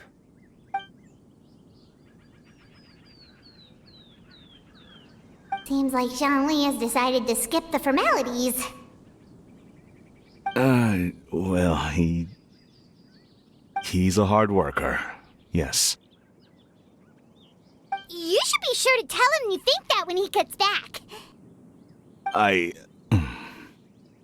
Your son is young yet. It's normal for someone his age to be a bit hot-headed. It's understandable to find talking about such things in person difficult. If there's a particular sentiment you wish to convey, perhaps we could pass it along for you. No. It wouldn't be right to ask that of you. This thing between us, has festered for many years now. In truth, there are some things that simply aren't easy for us to talk through. I've been in the tea business for most of my life, and I always hoped my child would do the same. Otherwise, how would he support himself? Over the past few years, I heard how well he was doing for himself as a guard. How his work was taking him to farther and farther off places. I also heard that he never gave up on wushou dancing. It made me happy. But I was also worried. When you're young, you can handle all that physically taxing work and manual labor. What young person isn't capable of making a living that way? My concern is what happens when you get old. Every time I get to thinking like that, I cannot help but be reinforced in the belief that I was right. That I was right not to give in. I often regret introducing him to wushou dancing as a kid. If I had known how things would turn out, I would have never taken him to see those performances in the first place. It is only natural for a parent to strive to send their child down the right path. No one would begrudge you that sentiment, Uncle Ip. You need not worry. You seem quite young, Mr. Zhongli. Yet you speak with such wisdom. Perhaps I have misjudged your age. Your words are too kind. Truth be told, one of my old friends has several grown daughters. Rather than fretting about their future, however, she prefers to let them find their own way. Then she's more easygoing than I could ever be. I fear I lack such an open mind. I meant to say earlier, there is no need to be so polite. Feel free to call me by my name, Ipdak. Sure. So, do you also think I fret too much, Mr. Zhongli? That's not exactly what I was hoping to convey. Only a fool would ask a parent not to worry about their child. But think of it this way. Raising a child is not unlike flying a kite. Hold the string too tight, and it can no longer soar. As my friend once said, if your children are aiming for the stars, clipping their wings will only cause them to come crashing down. You need to let out the line for a kite to soar. It seems I was too stuck in my ways. You need not reproach your heart for caring. You simply need to loosen your hold a little. Indeed, with such a big heart, why not allocate the time you usually spend worrying about Gaming to the pursuit of other things, like going for a stroll, drinking tea, or taking in the scenery? You never know what surprises could be in store. Things can change in the blink of an eye. The blink of an eye, you say? Do things change so quickly? Children grow up in quite the same way, do they not? Day after day, year after year, sometimes in the blink of an eye, but always when you least expect it.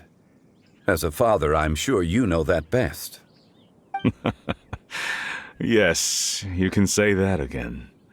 1 second, Gaming was a kid. The next thing I knew, he was ready to fly the nest. Zhongli certainly has a way with words.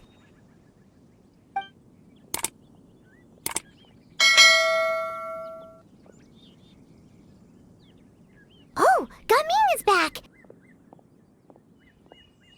Hey, Gaming, we're over here! Dad, Traveler, Paimon. Good, you're all here. Oh, and Mr. Zhongli from the Wangsheng Funeral Parlor? You're here too? A fated meeting indeed. We were just enjoying some pleasant conversation.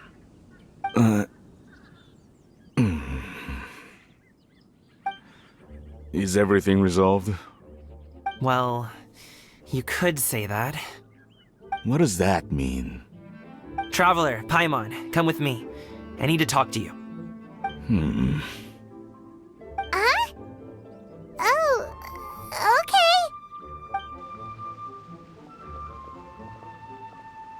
I'll come right out and say it. Those two bandits, you sent them, didn't you?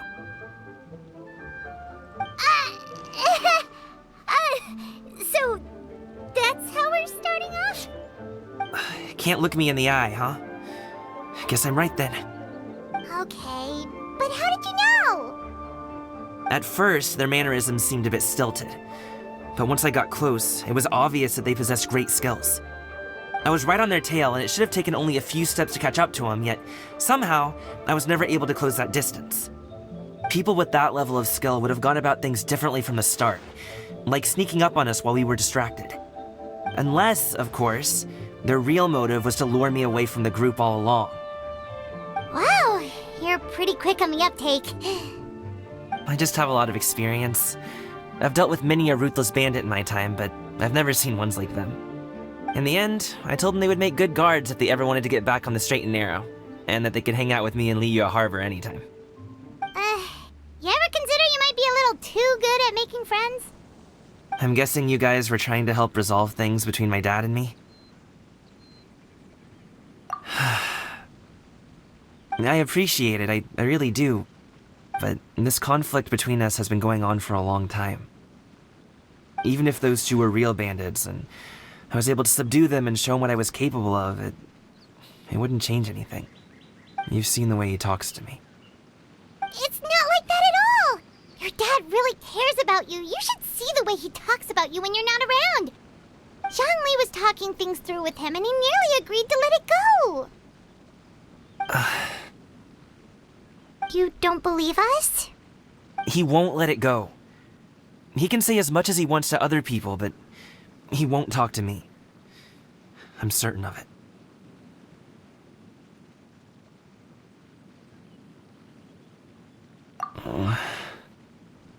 You told us you wanted to prove yourself to your dad. Why don't you tell him about all the hard work you've done these past few years? Will that even do anything? I'm not sure talking is enough. You won't know unless you try. Just like how you won't know if something is delicious unless you taste it. Listen to us. It's time to put these people skills to good use. You can make friends with anyone, so why not your dad?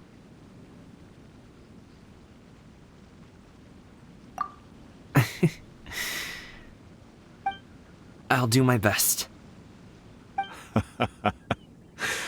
You are very knowledgeable, Mr. Zhongli.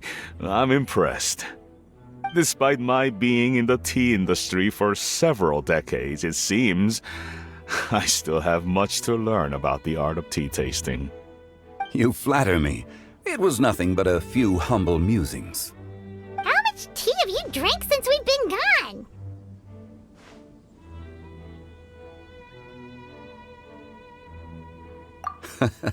Ipdak and I have found many a common interest.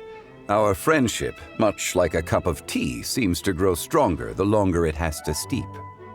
Well said, Mr. Zhongli.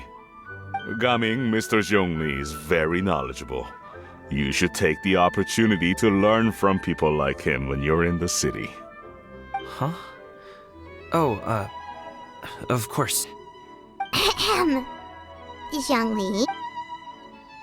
I have very much enjoyed our conversation, Ipdak, but I, unfortunately, have some unfinished funeral parlor business to attend to.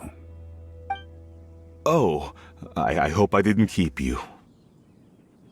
My apologies for taking up so much of your time, Mr. Zhongli. No need to stay on my account. When you're less busy, let's find a time to meet. I'll treat you to dim sum. It would be an honor. We'll see you off, Zhongli. You two have a nice chat, all right?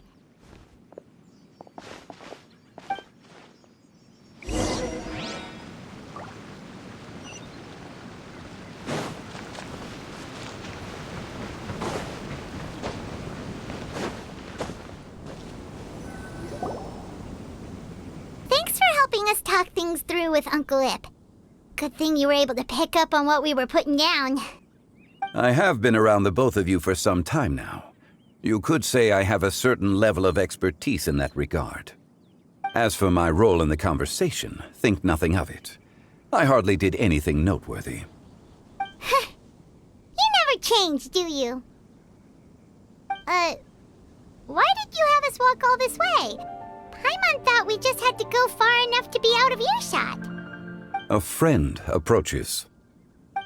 Hello. So, you're here too? I've been here the whole time.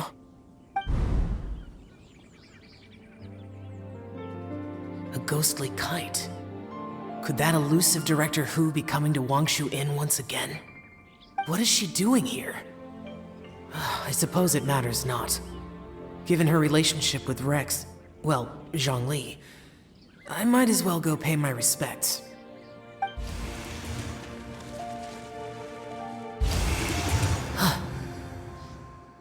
It's you! I thought you were Director Hu. Ah, your arrival is most fortuitous. Do you want to try out this new gadget? The addition of the power source makes the takeoff more stable. It's just that... He seems quite immersed in the study of this device. I fear it's almost too stable. It completely negates the pleasure of seeing one's kite sway with the wind. It's a bit of a shame. In truth, I'm here because Director Hu dispatched me to purchase some items in preparation for Lantern Rite. I see. Much like she does every year. Much like she'll do next year, I would imagine.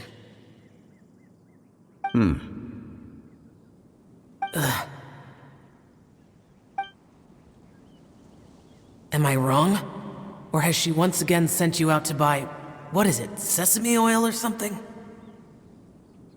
While we're on the subject, I do wonder why she is so obsessed with using sesame oil in the preparation of mixed vegetable dishes for Lantern Rite. A recommendation from Xiangling, perhaps. What do you think, Xiao? I've only met Director Hu a few times. I'm hardly the best person to ask. Ah, and is that not a sign that you should visit Wangsheng Funeral Parlor more often?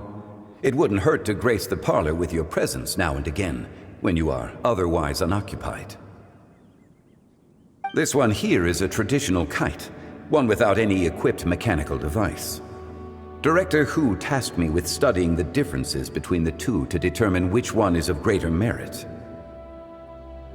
Many hands make light work. Perhaps you could test out the other kite for me? All right.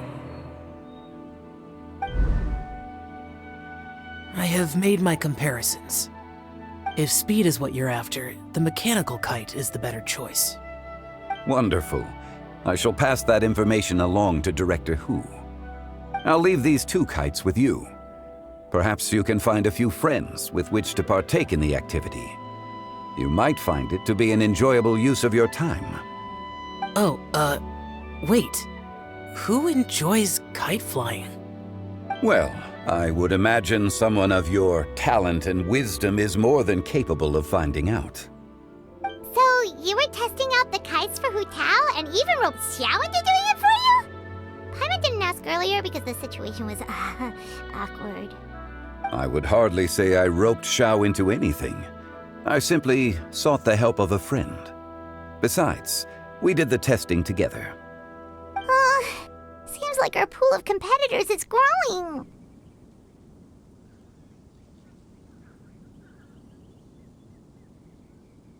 Do you like kite flying, Xiao? I suppose I neither like nor dislike it. Although, watching a kite gradually ascend into the sky does bring me a certain peace of mind. Perhaps they're a bit like shell lanterns in that way. Kite flying is also a pleasant form of relaxation. Have you ever thought about making a kite, Xiao? Cloud Retainer taught us how. We can teach you if you want. There's no need. Menogius was the only yaksha among us who had an interest in matters of ornamentation and design. When Lantern Rite is over, come find me near Pervasi's temple if you have the time.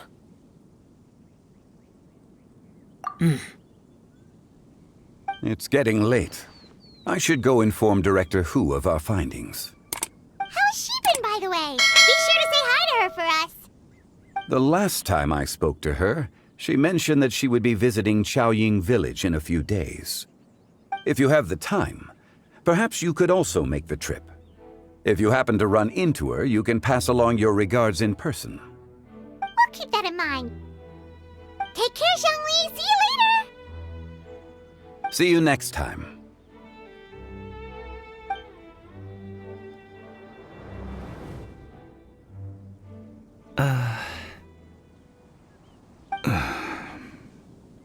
Coming. You can go first. I don't have anything to say. Then I'll go. I still don't want to leave Liyue Harbor. Oh. I can't say I support that decision, but... Hey, let me finish before you get all worked up. Sit, Shenhe, sit. You must be tired from your journey.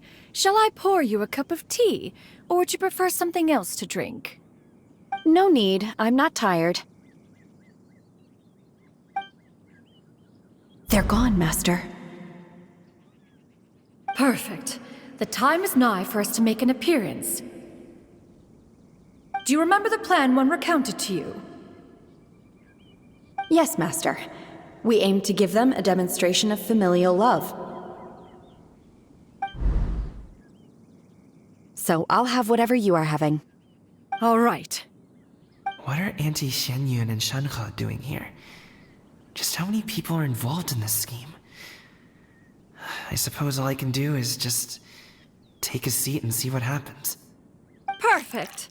I just so happen to have bought some Sunglow tea recently. It's quite the delectable variety. Or it would be if one has not been forced to drink it every day in the hopes of whittling down one's considerable stash. One has more than had one's fill already. Oh, forget it. Such thoughts detract from the present need to keep up the conversation. Has work been busy during the holiday season? Do you need my help with anything? Drunk guests can sometimes cause trouble, but I deal with them as you taught me, by pinning their heads against the table. Are Auntie Xianyun and Shenhe serious right now?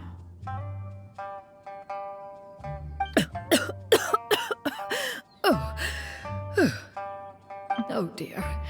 While one was busy orchestrating this act, one seems to have forgotten about Shenhe's various eccentricities. What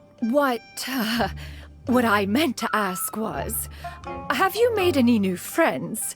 We live so far from each other. It would be a great comfort to me to know you were surrounded by good companions.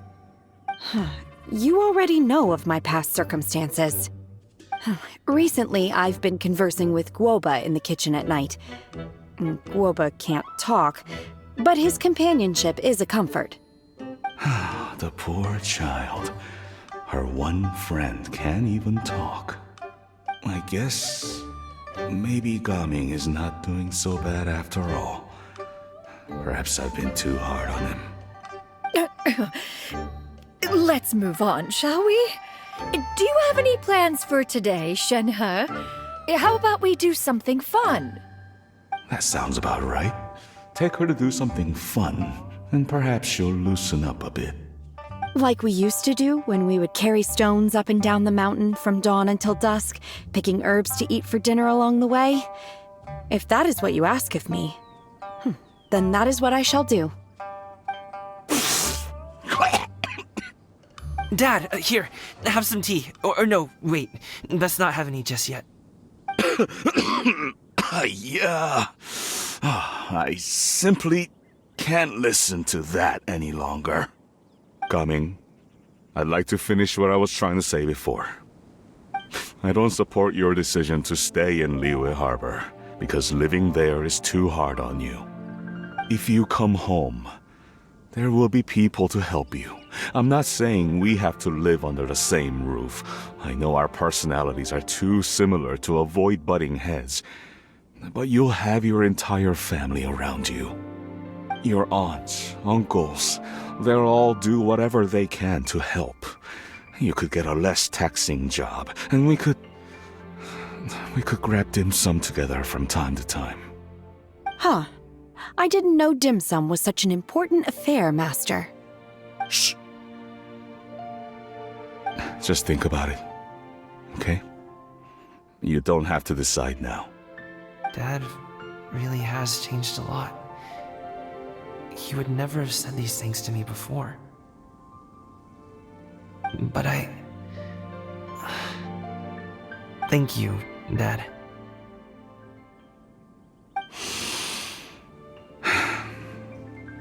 It's been long enough, don't you think? Oh, Paimon sure hopes they've made up by now. Oh, they're drinking tea in silence. That's not a good sign. Did Xianyun's plan not work after all? Hey you two! Paimon's sorry we were gone for so long. We got to chatting with some friends and didn't realize how much time had passed. Perfect timing, actually. We seem to be just about done here. Yep, let's go. I'll get the bags.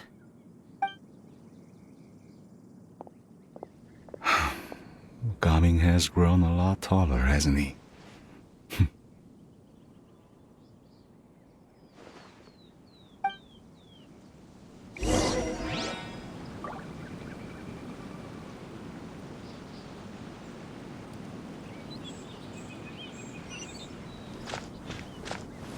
Master, did I say something wrong earlier? I tried to go along with your questions, but when I saw how you and that man reacted, I started to wonder. Not at all. Certain unforeseen variables may have presented themselves along the way, but the outcome proved favorable. The plan was a success. Then I helped? Naturally. Your purity of spirit is one of your greatest strengths, Shenhe. You need not change who you are.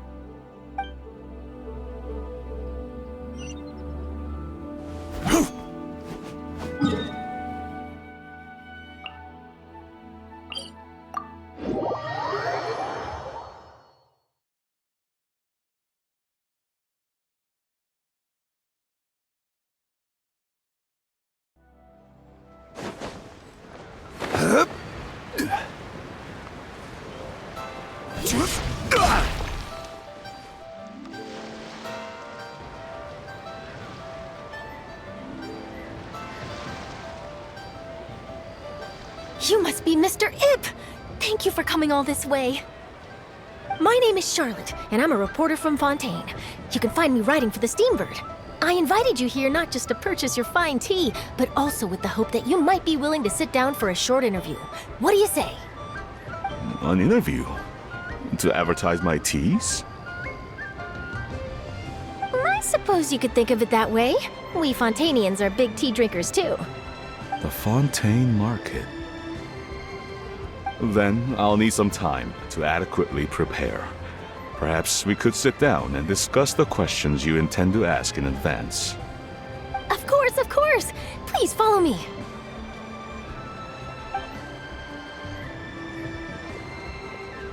Is this person also involved in your plan?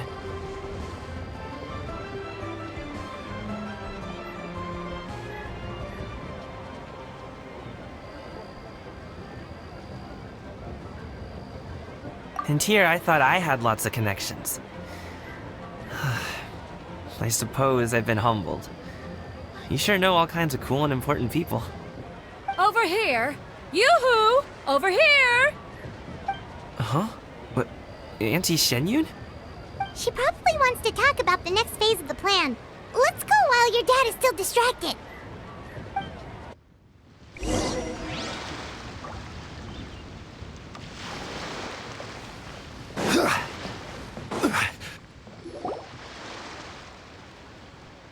I take it that all is going well? Don't worry, Xianyun. Everything is going according to plan. I knew it. I knew that was all an act earlier. Auntie Xianyun is really something. She was so determined to help me. She didn't even care about making herself and Shanhe appear foolish in front of my family. She truly knows how to look out for others. I still have a lot to learn. As for the next step... Oh no! What's wrong, Gaming? Don't tell me you're the ones footing the bill for all that tea. I can't let you do that. Fret not. Reimbursements will be made. Exactly! Think of it more as an investment, as Ningguang would say. We pooled together the Mora so that Charlotte could place the order. She's gonna bring it back to the Steambird as a gift, as well as a sample of the regional specialty. Fontanians will probably fall in love with your dad's tea as soon as they lay their eyes on Charlotte's article. And once all the money from the new orders begin to roll in, getting our Mora back will be a piece of cake. Oh, okay. Business-related matters always seem to go over my head, but I refuse to let you all lose Mora on my behalf. I'll pay you back right now. We can talk about such matters at a later date. There are more important matters for you to consider at the moment, are there not? Yes. I've been thinking about it the whole way here. I have an idea, but I'd hate to cause even more trouble for all of you. That is for us to decide. Yeah, we're all friends here. Plus, we wouldn't be here if we didn't want to help, right? Just tell us about this idea of yours. Okay. So, it's like this.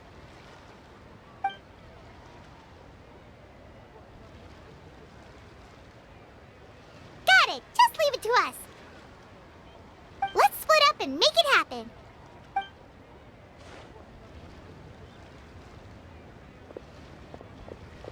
We need to do those things we talked about, but we also still have the kite flying competition. Since Xiao already tested out those kites for us, why don't we also go buy one of those mechanical thingamabobs or whatever they're called? We can attach it to our kite!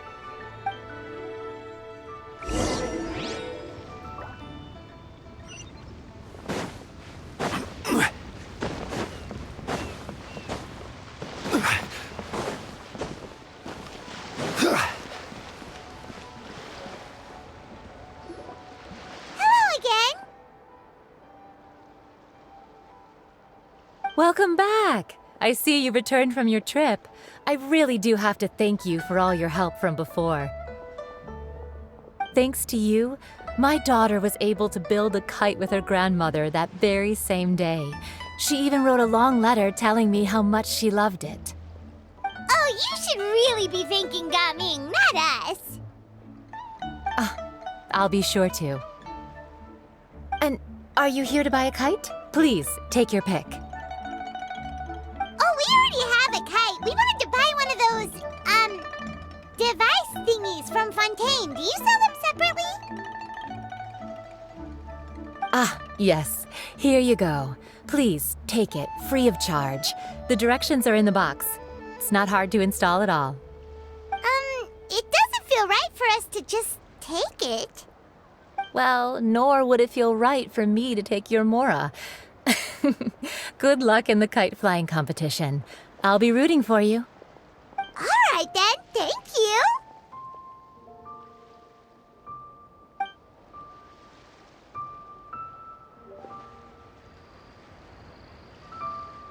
Phew, it's done. Let's get down to business.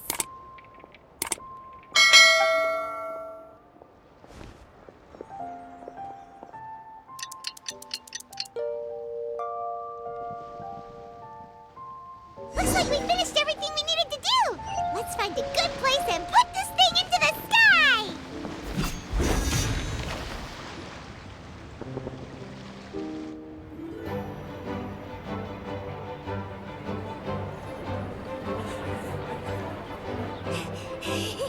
Chi-Chi, we're almost there.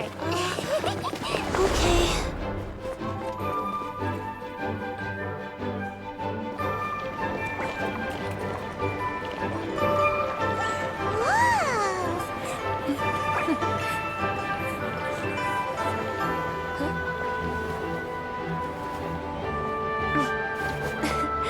Come here, allow me. The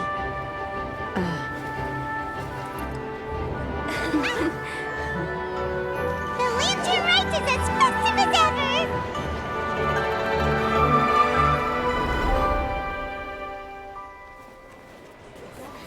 Huh? Oh, what's going on? Did something happen? What should we do? Oh, should we get the Millilith?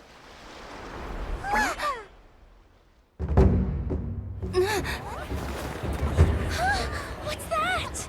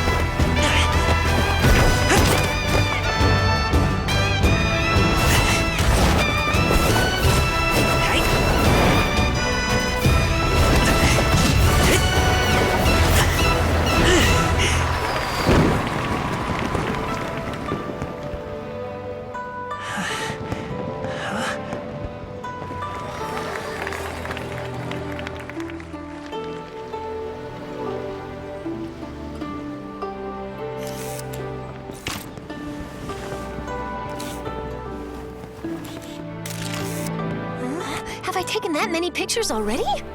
I need to load more film.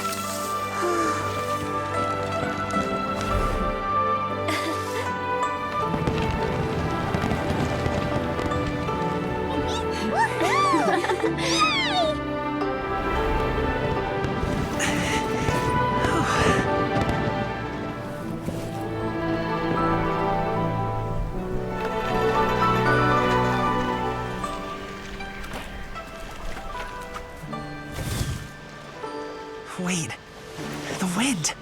Oh my gosh! Mommy, I want a big kite like that too! Do you see that kite way out in front? It's so beautiful!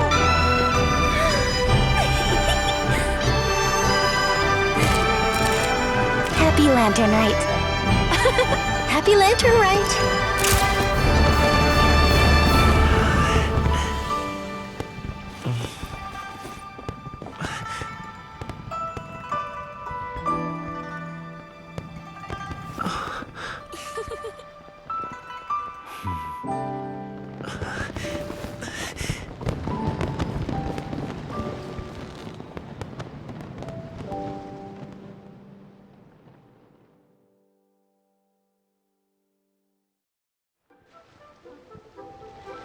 Gaming's performance was so cool, Paimon almost wanted to join in! You saw that, right, Traveler? Let's go find him! Oh! He's over there! Talking to his dad!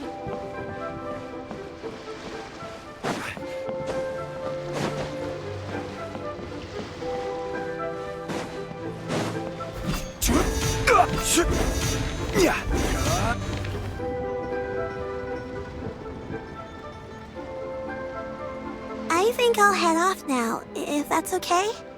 Thank you, little girl. Do you want us to walk you back? No need, no need. Master is waiting for me right over there.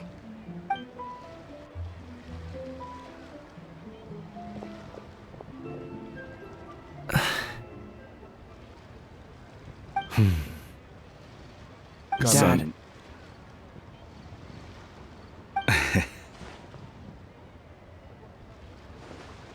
I suppose I'll go first this time. Okay. Your performance I've seen many wushou dances in my time, but I've gotta admit, what you pulled off there was breathtaking. Wow. I never thought I'd live to hear you say that. You're serious about doing this professionally? Absolutely. I know it'll be difficult, but... Then it doesn't matter. What I mean to say is, of course it'll be difficult. But if that's your decision, if that's your dream, then it doesn't matter how difficult it is. As long as you put in the work, then any obstacle can be overcome in time. Really, when I was young, I also... Actually, how about we save that story of my past for another time? All I really want to say is, I've changed my mind. And much like this kite, you also deserve to soar to new heights. Dad. Son. Son? Haven't heard that in a while. I bet you're wondering what's gotten into me saying all this. Well, a little bit, yeah. Anyway, I know I've never found the chance to say this before, but... to me, Gaming, you've always been a great kid.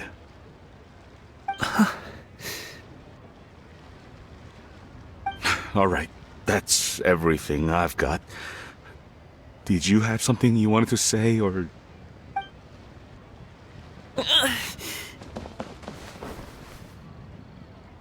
Seeing the two of them talk things through like this really gives Paimon a sense of accomplishment.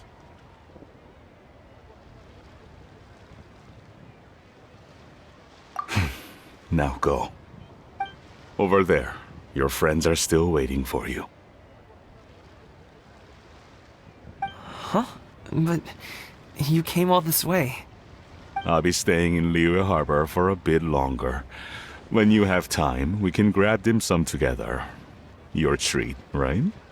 Dad, honestly. Go. Okay, then I'm off. See you soon.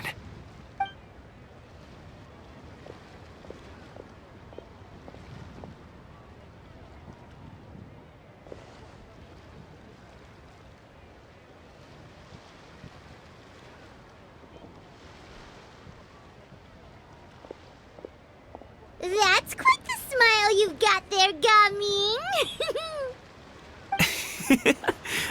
Really?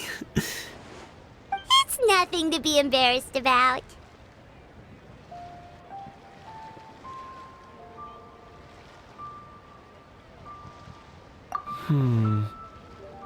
I'd like to find and thank Auntie Shenyun, as well as everyone else who's helped me out. If everyone has time, maybe we could all get together and go fly a kite.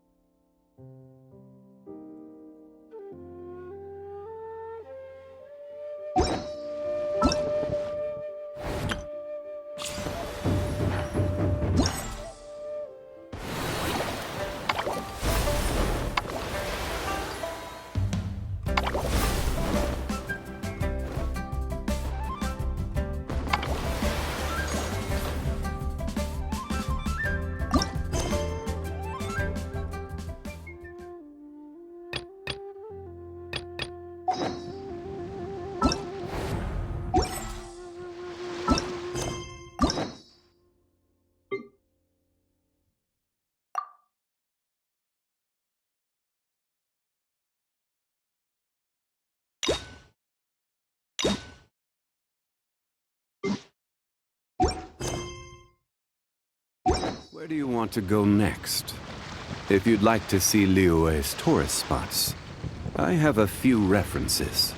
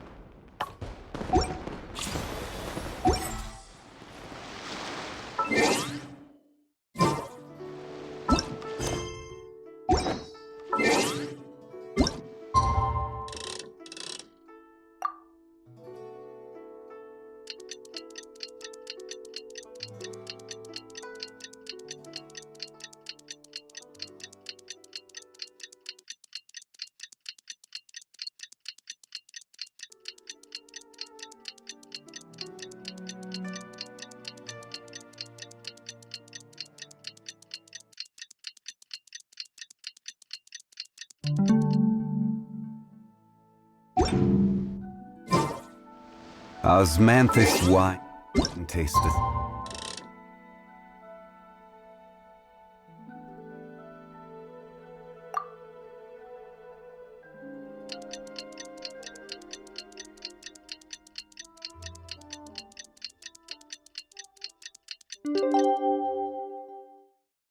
Same as I remember. Oh, Paimon almost forgot! Didn't Zhongli say Hu Tao was also planning on spending some time in Xiaoying Village?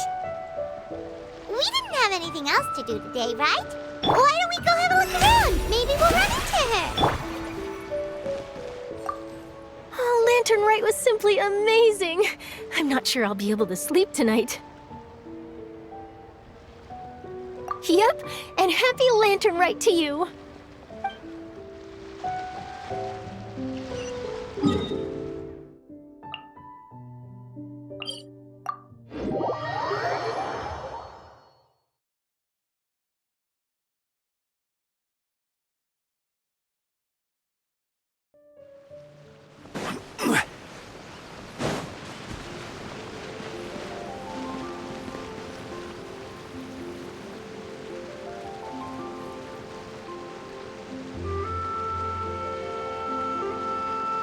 The mountain air is so refreshing.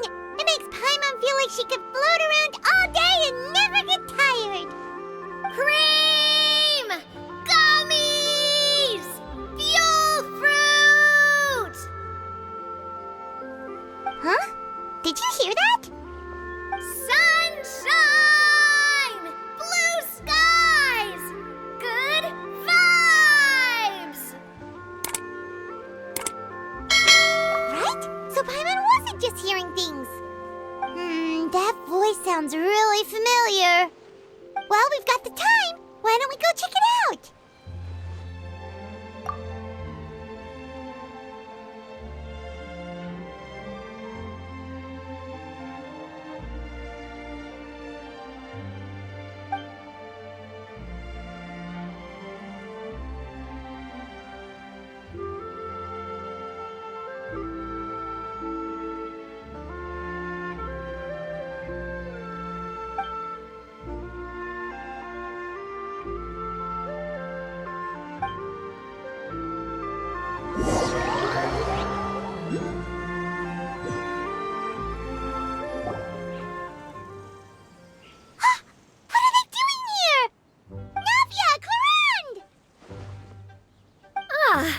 Well, if it isn't my dear partners. See, I told you that something good was going to happen during our travels today. I have to say, sometimes the Steambird's astrology column is spot on. It's just your lucky day. Are you guys also here to catch the festivities? Oh, and that reminds me. Happy Lantern Rite. Happy Lantern Rite. Happy Lantern Rite to you too! Wait, if you're here for Lantern Rite, then what are you doing on top of this deserted mountain? And that voice we heard, that was you, right, Navia? Oh, impressive. You could tell it was me from that far away. You've got good ears. That or your voice is just really loud. Well, of course it is. After all, I'm a boss. Indeed. I suppose it's an asset. Sure is! Having a loud voice is a handy tool when it comes to communication. Wait. That wasn't even Paimon's point. Paimon just wants to know why you two were shouting from the top of this deserted mountain. There was something about almonds, maybe? And buell fruit? Ooh, is it some sort of secret code? No, it's not a code. The words are meaningless. Perhaps, but the act of shouting was very meaningful indeed. That's just what mountain climbers do, right? After all the hard work it takes to make it to the top, as you stand on the summit looking out at the vast scenery, it's not easy to resist the urge to release those emotions. Exactly. You get me, partner. I was afraid that it would cause a disturbance, so I asked the locals around here, and they said it was fine. Apparently most hikers like to shout when they get to the top, so the locals are used to it by now. So, you see, it's not just me. I guess everyone shouts from the top of a mountain at some point in their life. Speak for yourself. When you're stressed, don't you ever just get the urge to do something for no reason? Not really. If I ever get stressed, I just go hunting. Oh, that's a pretty good way to relieve stress.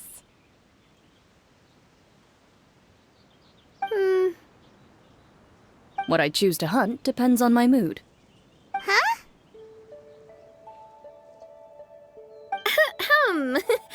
Anyway, why don't you two give it a try? Shout anything you want. It's a real stress reliever. As long as Paimon has clothes on her back and food in her belly, Paimon doesn't think there's any stress that needs relieving.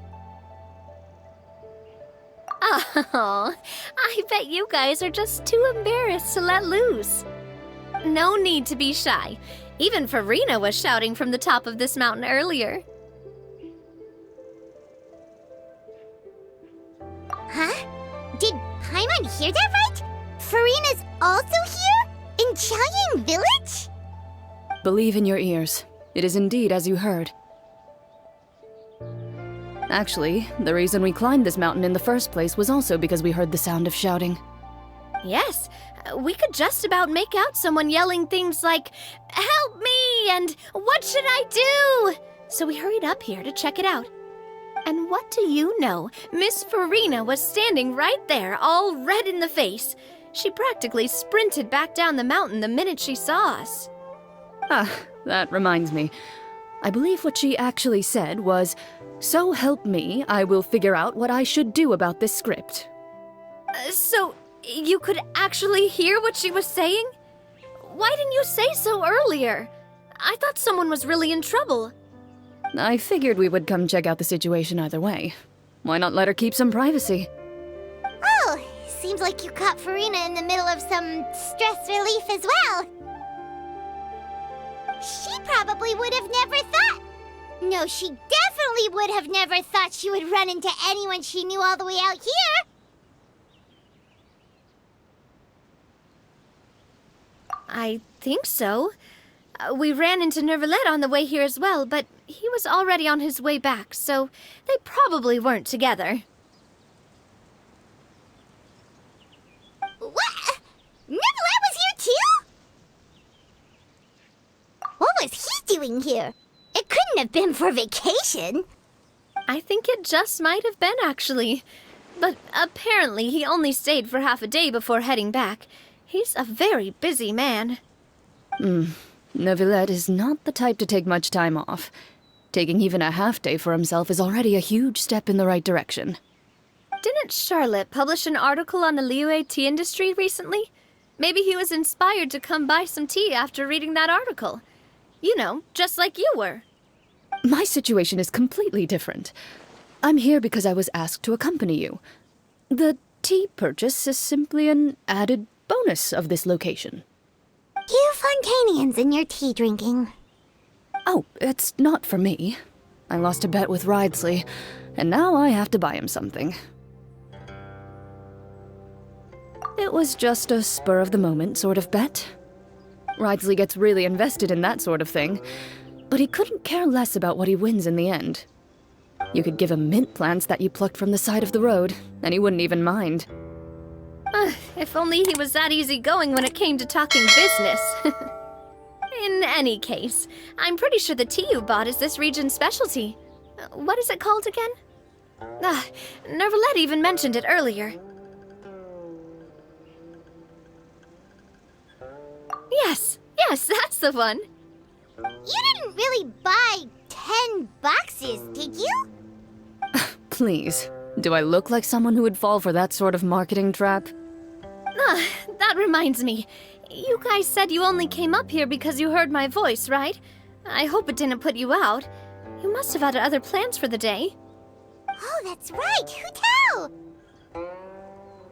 A few days ago, we heard that a friend was going to be in Qiaoying Village, so we decided to come and see if we could run into her. Oh dear.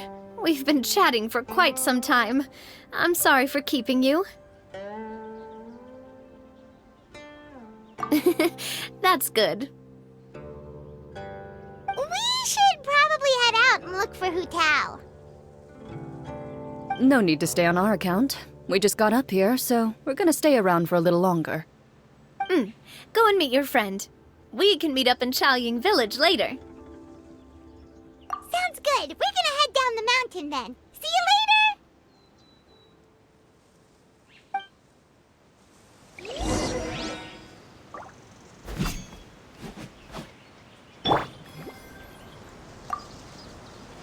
What do I have to do to get you to yell from the top of this mountain?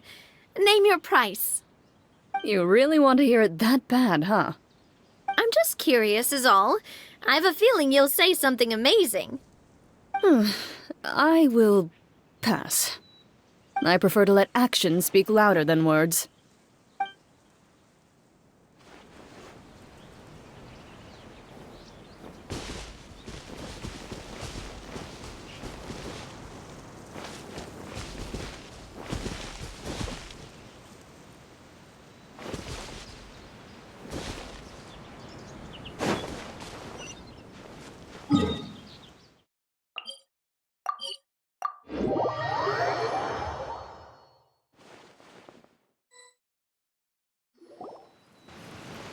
Qiaoying Village is known for its tea, but you know what else they have with tea?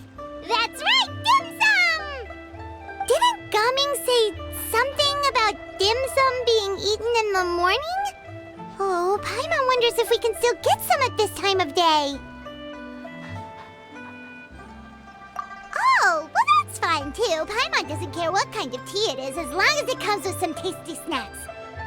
Now, let's see what kind of yummy things we can find around here. Paimon's not seeing things, is she? Is that Farina standing between Zhongli and Hu Tao? Wonder what they're talking about. Zhongli knows a lot of stuff. Maybe he's telling Farina about Qiaoying Village.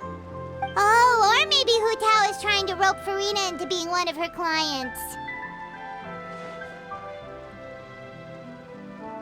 Hey, this isn't the Fortress of Meropide. But Paimon could be convinced for the right price. Let's say loser buys the winner 3 huge bowls of seafood kanji. Since Zhongli is there, Paimon bets things are pretty tame. It's decided then. Paimon votes for tour guide Zhongli.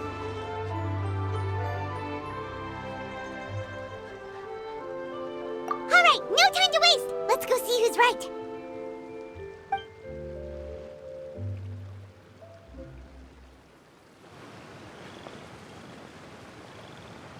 Good afternoon, Hu Tao, Zhongli, and Farina! Oh, great. Now Paimon's shouting too. Oh, well, aren't you a sight for sore eyes? Seems like our luck just keeps on growing. That we were able to meet you both without prior arrangement must mean that this is quite the serendipitous meeting indeed. Huh? Oh, so both of you are acquainted with the Traveler and Paimon then?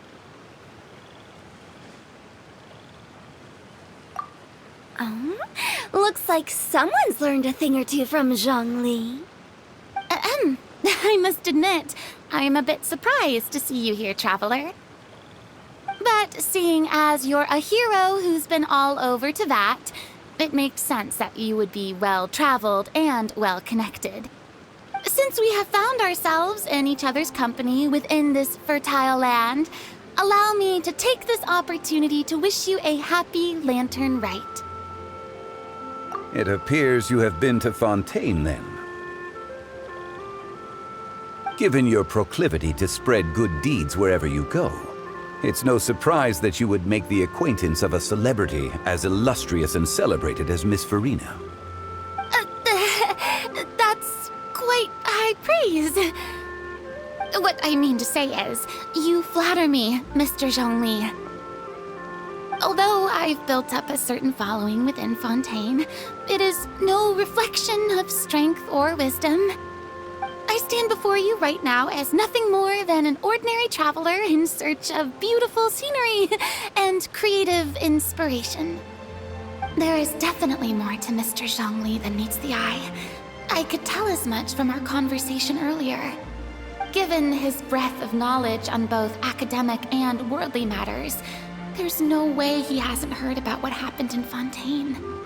Is he just feigning ignorance for my benefit? No. You're no common tourist. I simply won't have you talk about yourself that way. Oh, does that mean Hu Tao also knows? You may not have heard, friends, but... Miss Hu Tao. Miss Farina is now one of my esteemed clients. Yep.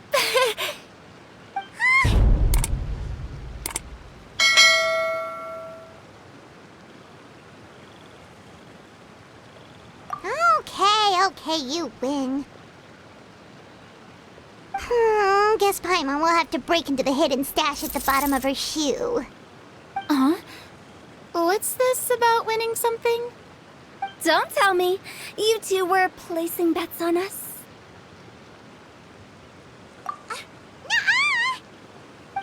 We just saw you guys standing on the side of the road and couldn't help but take guesses as to what you were talking about.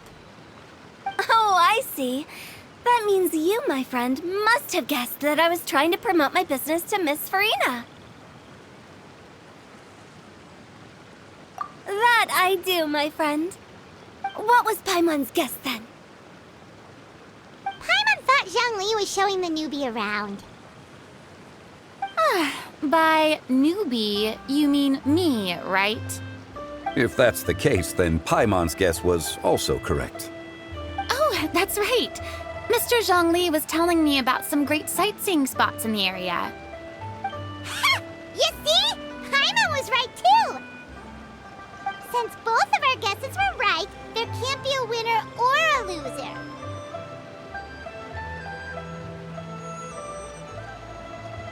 Hey, don't be upset, Traveler. How about this? You buy Paimon a bowl and Paimon will also buy you a bowl. As for the third bowl...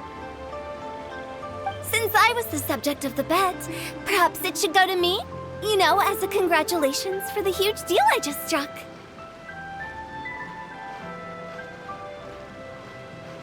I was just joking. Anyway, I should be the one treating you. The funeral parlor is about to bring in quite the sum after all. Oh, Paimon almost forgot to ask about the most important question. Something happen recently, Farina? Huh? What do you mean? Well, you know, with you enlisting the services of Wangsheng Funeral Parlor and all. Oh, well, yes. Really? Oh no. Paimon is so sorry for your loss. Although Paimon may have not known the person, please accept Paimon's deepest... Whoa, it's not like that, Paimon. Huh? But Paimon Paimon just thought, since you hired the services of a funeral parlor and all... Hey, it's not that big of a stretch. Really, Paimon? It's not like you don't know me. Do I look like I know anyone who would ask me to coordinate their funeral?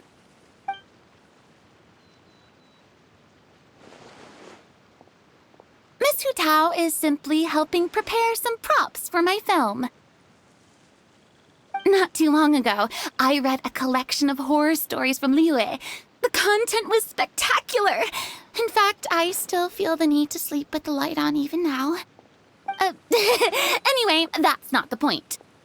Now that Fontaine's biggest star has returned to the stage, I figured it's about time the industry enjoyed a breath of fresh air.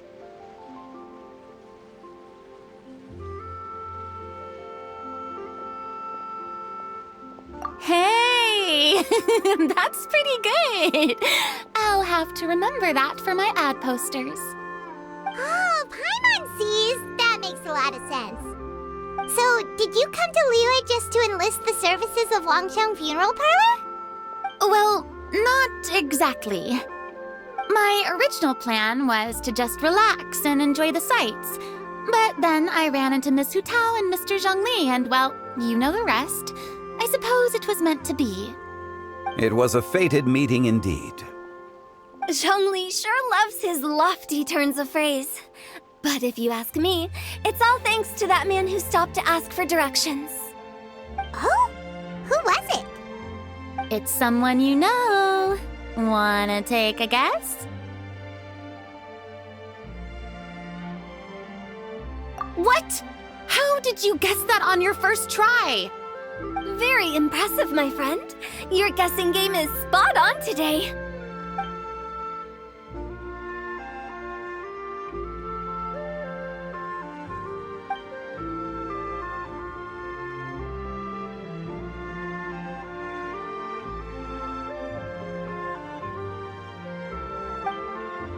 Huh. Paimon never thought Neuvillette would be the type to get lost. I'm sure he didn't get lost. Even I was able to find my way to this place without any trouble. He was already getting ready to leave by the time I arrived. He just wanted to ask someone about the quickest way to get back to Fontaine. Yup, that's exactly what he asked. This area is full of mountains and rivers. It's normal to not know the fastest route.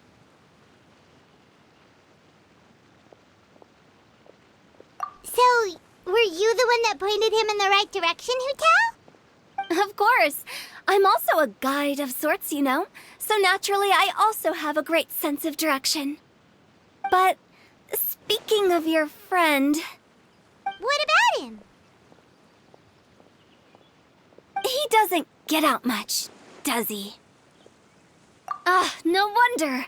He was stiff as a board and way too polite. I would have never guessed he was here on vacation if you hadn't told me. All in all, he was only here for half a day. I'm pretty sure he is the only one who would consider that to be a vacation. Oh? This gentleman you speak of must keep a demanding schedule. I'm sure he does. You didn't see him, but he was dressed like he was about to attend some important meeting. It wasn't anything like what someone would wear on vacation. Is that so? Wait, you didn't see him, Zhongli? Unfortunately, no. At the time, it appeared as if Director Hu and Miss Farina were having quite the productive conversation. I know matters of business can take much discussion, so I decided to fetch some tea for them. What a shame. That gentleman seemed like a sophisticated sort of guy. I actually think you two would have hit it off. Is that so?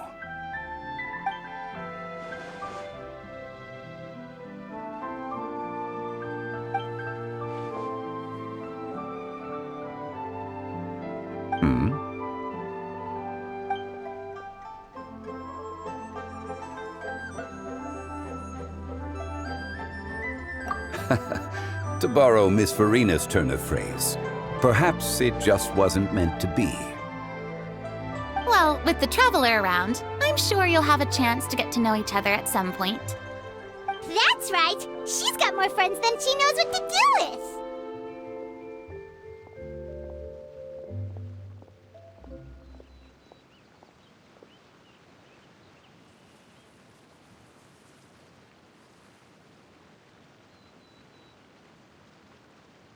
Well, that's certainly true. Oh, that reminds me. If you get the chance, you should try and talk to Nervalette into loosening up a bit. Just tell him the Palais Mermonia isn't going to fall apart if he disappears for a few days. He shouldn't keep himself cooped up all the time. Even clams open their shells to let in fresh water every once in a while, right? If he's really that much of a stickler for protocol, he can fill out a leave of absence request. He'd have to approve it himself since he handles that sort of thing now, but you know what I mean.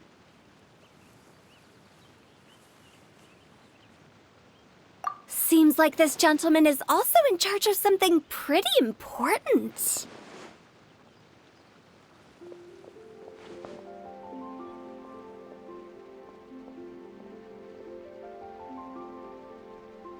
Hey, sounds like a pretty uptight sort of guy, all right. In my experience, a leader needs to be able to roll with the punches. That also includes knowing when and what to prioritize. It seems like your friend still has a lot of growing to do. If I remember correctly, he's already several thousands of years old.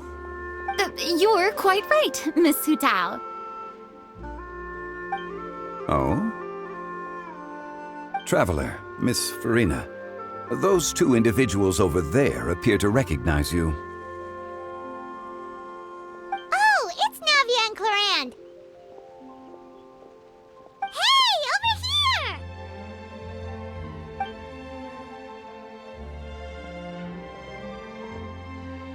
We saw you all chatting over here, and we're wondering if we could join in.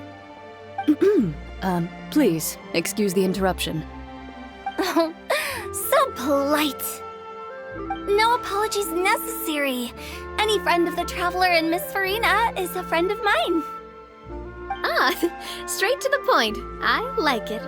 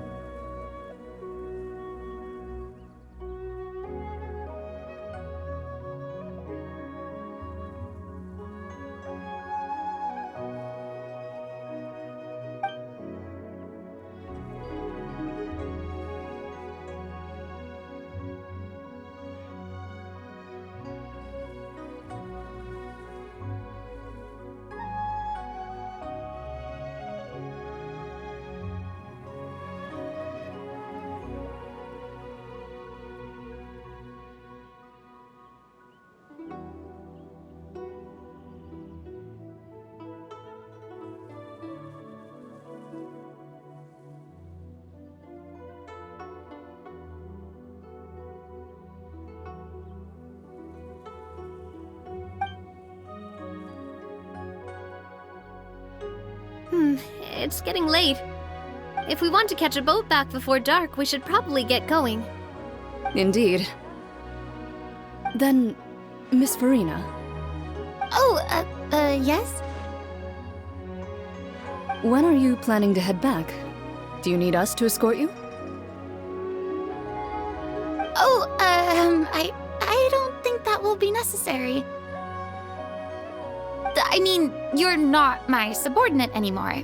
You don't need to look after me. I didn't mean it that way. It's normal for friends to travel home together if they run into each other on the road. There are a lot of mountainous roads in this area. I imagine they'll be even harder to navigate after dark.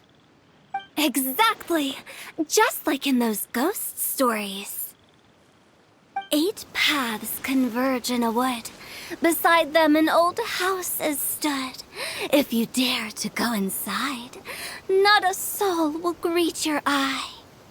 But if you take a closer look, there may be something you mistook. A candle flickers to and fro, yet there is no wind to make it so. What is its secret? What could it mean? In this wood, where mystery screams. Ooh.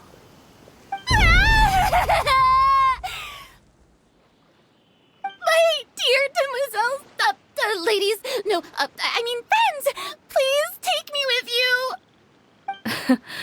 Of course.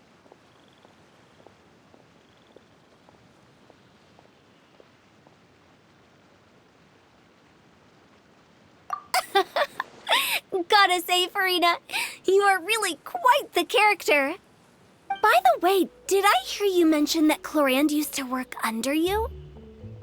Then you must have also been a leader at some point. Well, that's, all in the past now. Besides, being a leader is hard. It wasn't the right job for me.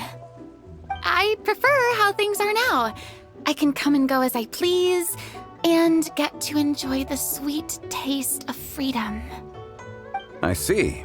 Well, you've certainly picked an apt place to relax. Xiaoying Village is an exemplary choice. Only the best. And I've learned a lot, too. Thank you so much, Miss Hu Tao and Mr. Zhongli. It's fine. You've thanked us more than enough already. The next time you're in this neck of the woods, I'll treat you to some dim sum in the city. Dim sum? Is that some kind of Liyue term for snacks or desserts? They are a part of it. It's basically a table full of as much tea, sweets, and good company as you can manage. Oh, so it's basically a tea party! Sounds great! Make sure to order the winter melon cake and the lotus flower crisp. They're so sweet and delicious, Paimon knows you'll love them. Ooh, okay. I'll be looking forward to it then. Wait, but didn't you guys say you were here on vacation? How come you're all going home empty-handed?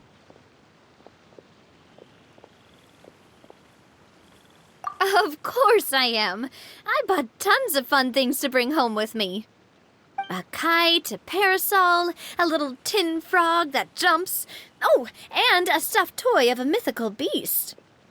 Clorand is the one who didn't buy anything for herself. So all you're bringing back with you is that tea? And some tea-flavored hard candies. They're for Sigewin. Clorand isn't much of a shopaholic. Well, one of us has to practice restraint. Hey, I'm hardly reckless with my Mora. I'll have you know, all the purchases I made today were well within my budget. Me? Oh, well, I bought some tea, of course. I just had to try all the varieties recommended in the Steambird. Other than that, just some bits and bobs, you know. A little bit of this, a little bit of that. They should all be things I can use, I think. Now Paimon's even more confused. If you bought that much stuff, where did it all go? Into one of Linny's magic packets? Oh, actually... Monsieur Neuvillette took them with him. Oh, so that's what happened. Wait, what? Why did he take them? He's not hoarding treasure, is he? That's quite the imagination you've got there, Paimon. Monsieur Neuvillette just saw the amount of bags we had and offered to take them back for us. I felt a bit bad at first, but, I really did have a lot of stuff. He even offered to deliver my gifts to the Fortress of Meripede for me once he's done with the day's work. Neuvillette is a man of his word. If he says he can do something, then he means it. See, even Clorand was happy to take him up on his offer. If even his trusty subordinate agreed, then who was I to refuse? Wow, he seems like a real gentleman.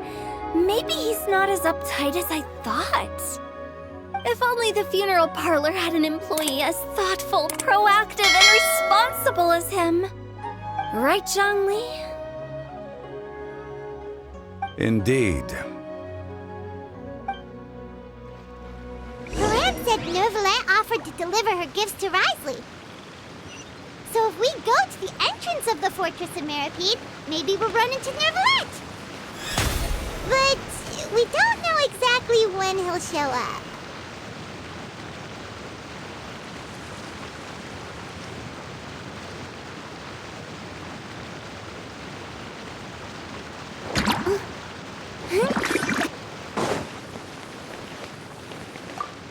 Oh, that reminds me. A new year of work is about to begin. If there's anything you want to talk about, Zhongli, you know you can come to me. I'm all ears. Does the director have any concerns? It just seemed like you were a bit preoccupied today, and much less talkative than usual. You barely said anything other than, "Is that so?" and "Indeed." If you ask me, I'd say you're having a midlife crisis. You're getting to be around that age after all. Is that so? Ugh. I jest. Given its distance from the city, Chaoying Village enjoys a much slower pace of life. Surrounded by such peace and tranquility, I also seem to have developed a proclivity for inactivity. I apologize for making you worry. I see. What do you think, Traveler? Is this atmosphere putting you in a lazy mood too?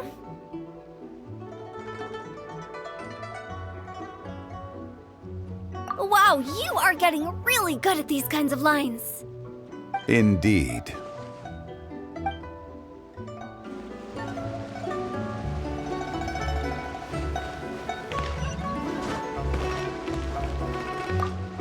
Well, everyone, make sure that you've got all your belongings with you before we leave. If there's any souvenirs anyone still wants to buy, the time is now. Reliable as ever, Miss President. What is that supposed to mean? Gloriand is right, though. You really are reliable. It's not what she's saying, it's the way she's saying it. I will say, but I never thought you'd be so easygoing outside of work, Gloriand. The tone of voice you use when you're working doesn't exactly make you seem like the type who enjoys interacting with people. Well, I try to keep my professional and private life separate. That includes my behavior. You take care now, Traveler. Paimon.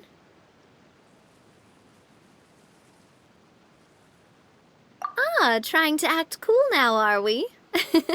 Well, I guess it's not an act for you, is it? You are indeed quite strong. It's been great talking to you all. I'm really glad I decided to come to Chaoying Village. Maybe we could go on another trip together sometime?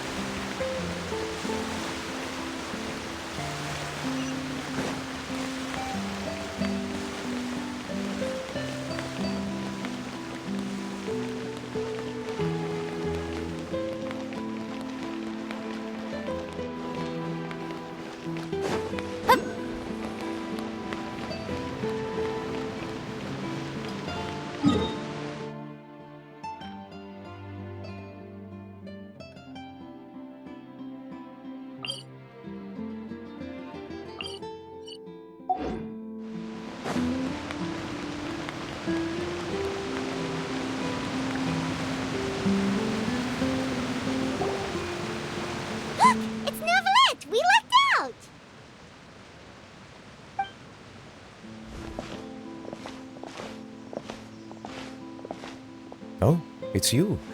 It has been some time since our last meeting. Few people frequent this location.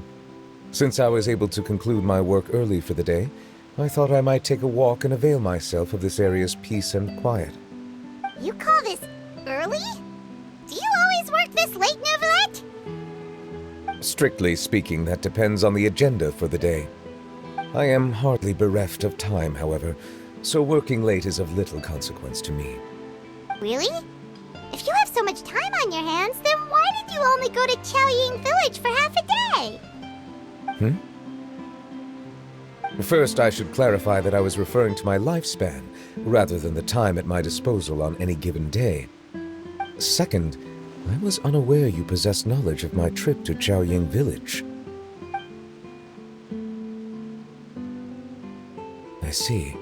Thank you for informing me. Yes, they have been safely delivered. I have to hand it to Clorant. Just a simple gift delivery, and she has the great and mighty Udex at her beck and call. I was just passing through. It was merely an act of convenience. All right. Then I hereby confirm receipt of the goods on behalf of the staff of the Fortress of Meripede.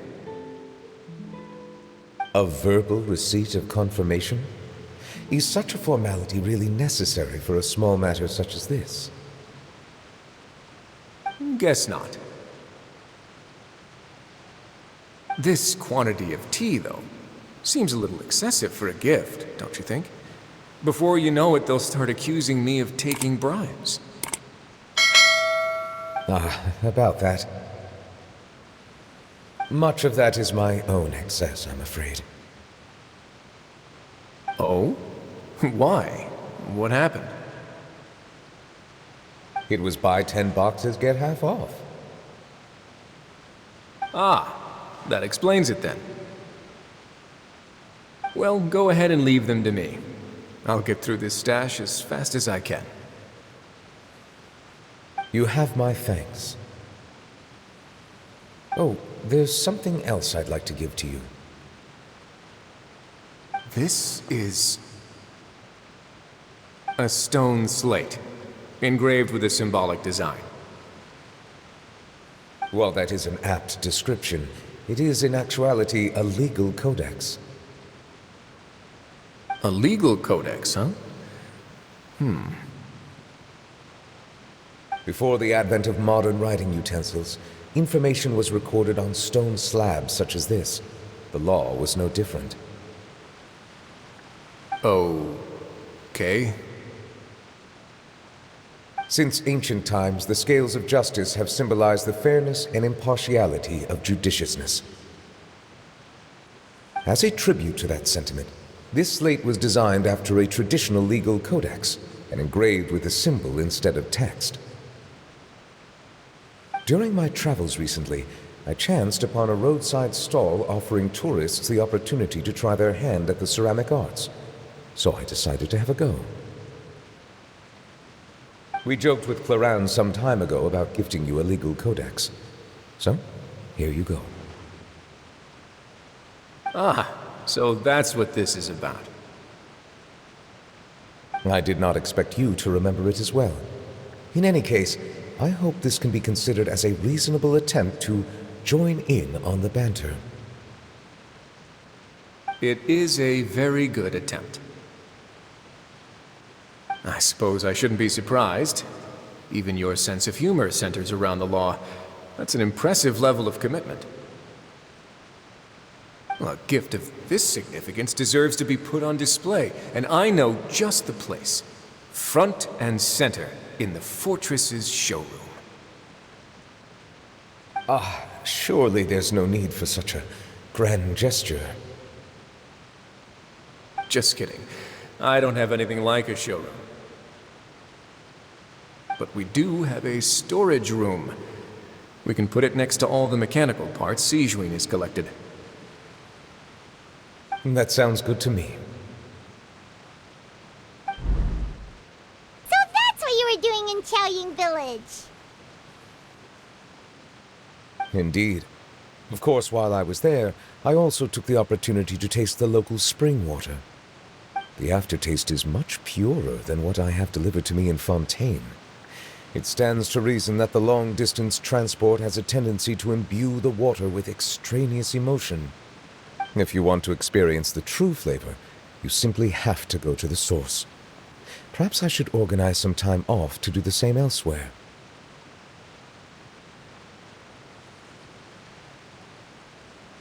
Then we are of the same mind. It appears my desire is justified. If you say so, but you know you don't have to justify a vacation, right? You can just take one. After all, you're hardly bereft of time. You can do whatever you want. You're quite right. I suppose I suffer not from a lack of opportunity, but rather a lack of inspiration. However, after reading a few articles about Liyue's holiday traditions, the idea popped into my head and made itself quite at home. Seeing as I was free of responsibilities for the morning, I decided to depart at once. Refreshing. My spontaneous outing seemed to inspire quite a few other spontaneous decisions as well. Take, for example, my foray into ceramics. At first, soil from the ground is granular and unforgiving, but add the right amount of water, and it becomes soft, moldable, and able to take shape. In the past, I never thought about how quotidian vessels were crafted, but now I have participated in their very making. This is also something I made today.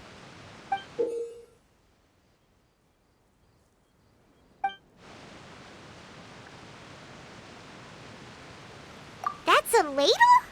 Paimon thought it was supposed to be some long-necked sea creature.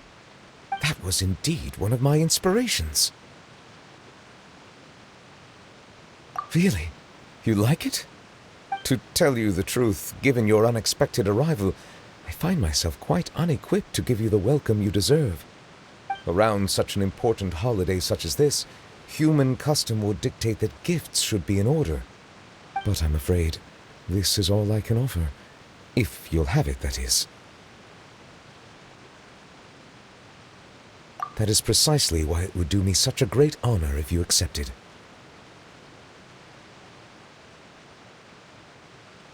You are most welcome. Happy Lantern Rite.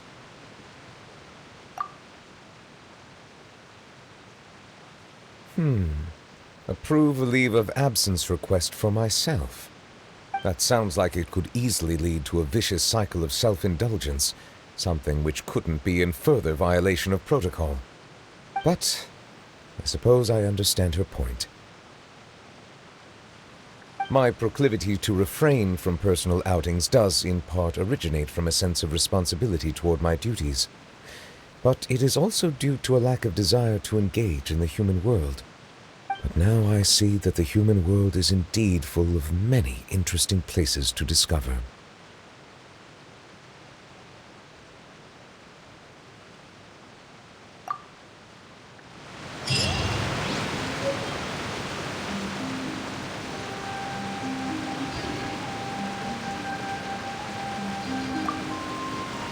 Lantern Rite marks the start of the new year in Liyue. In the spirit of the season, then, I wish you a year of success as vast and endless as the open ocean.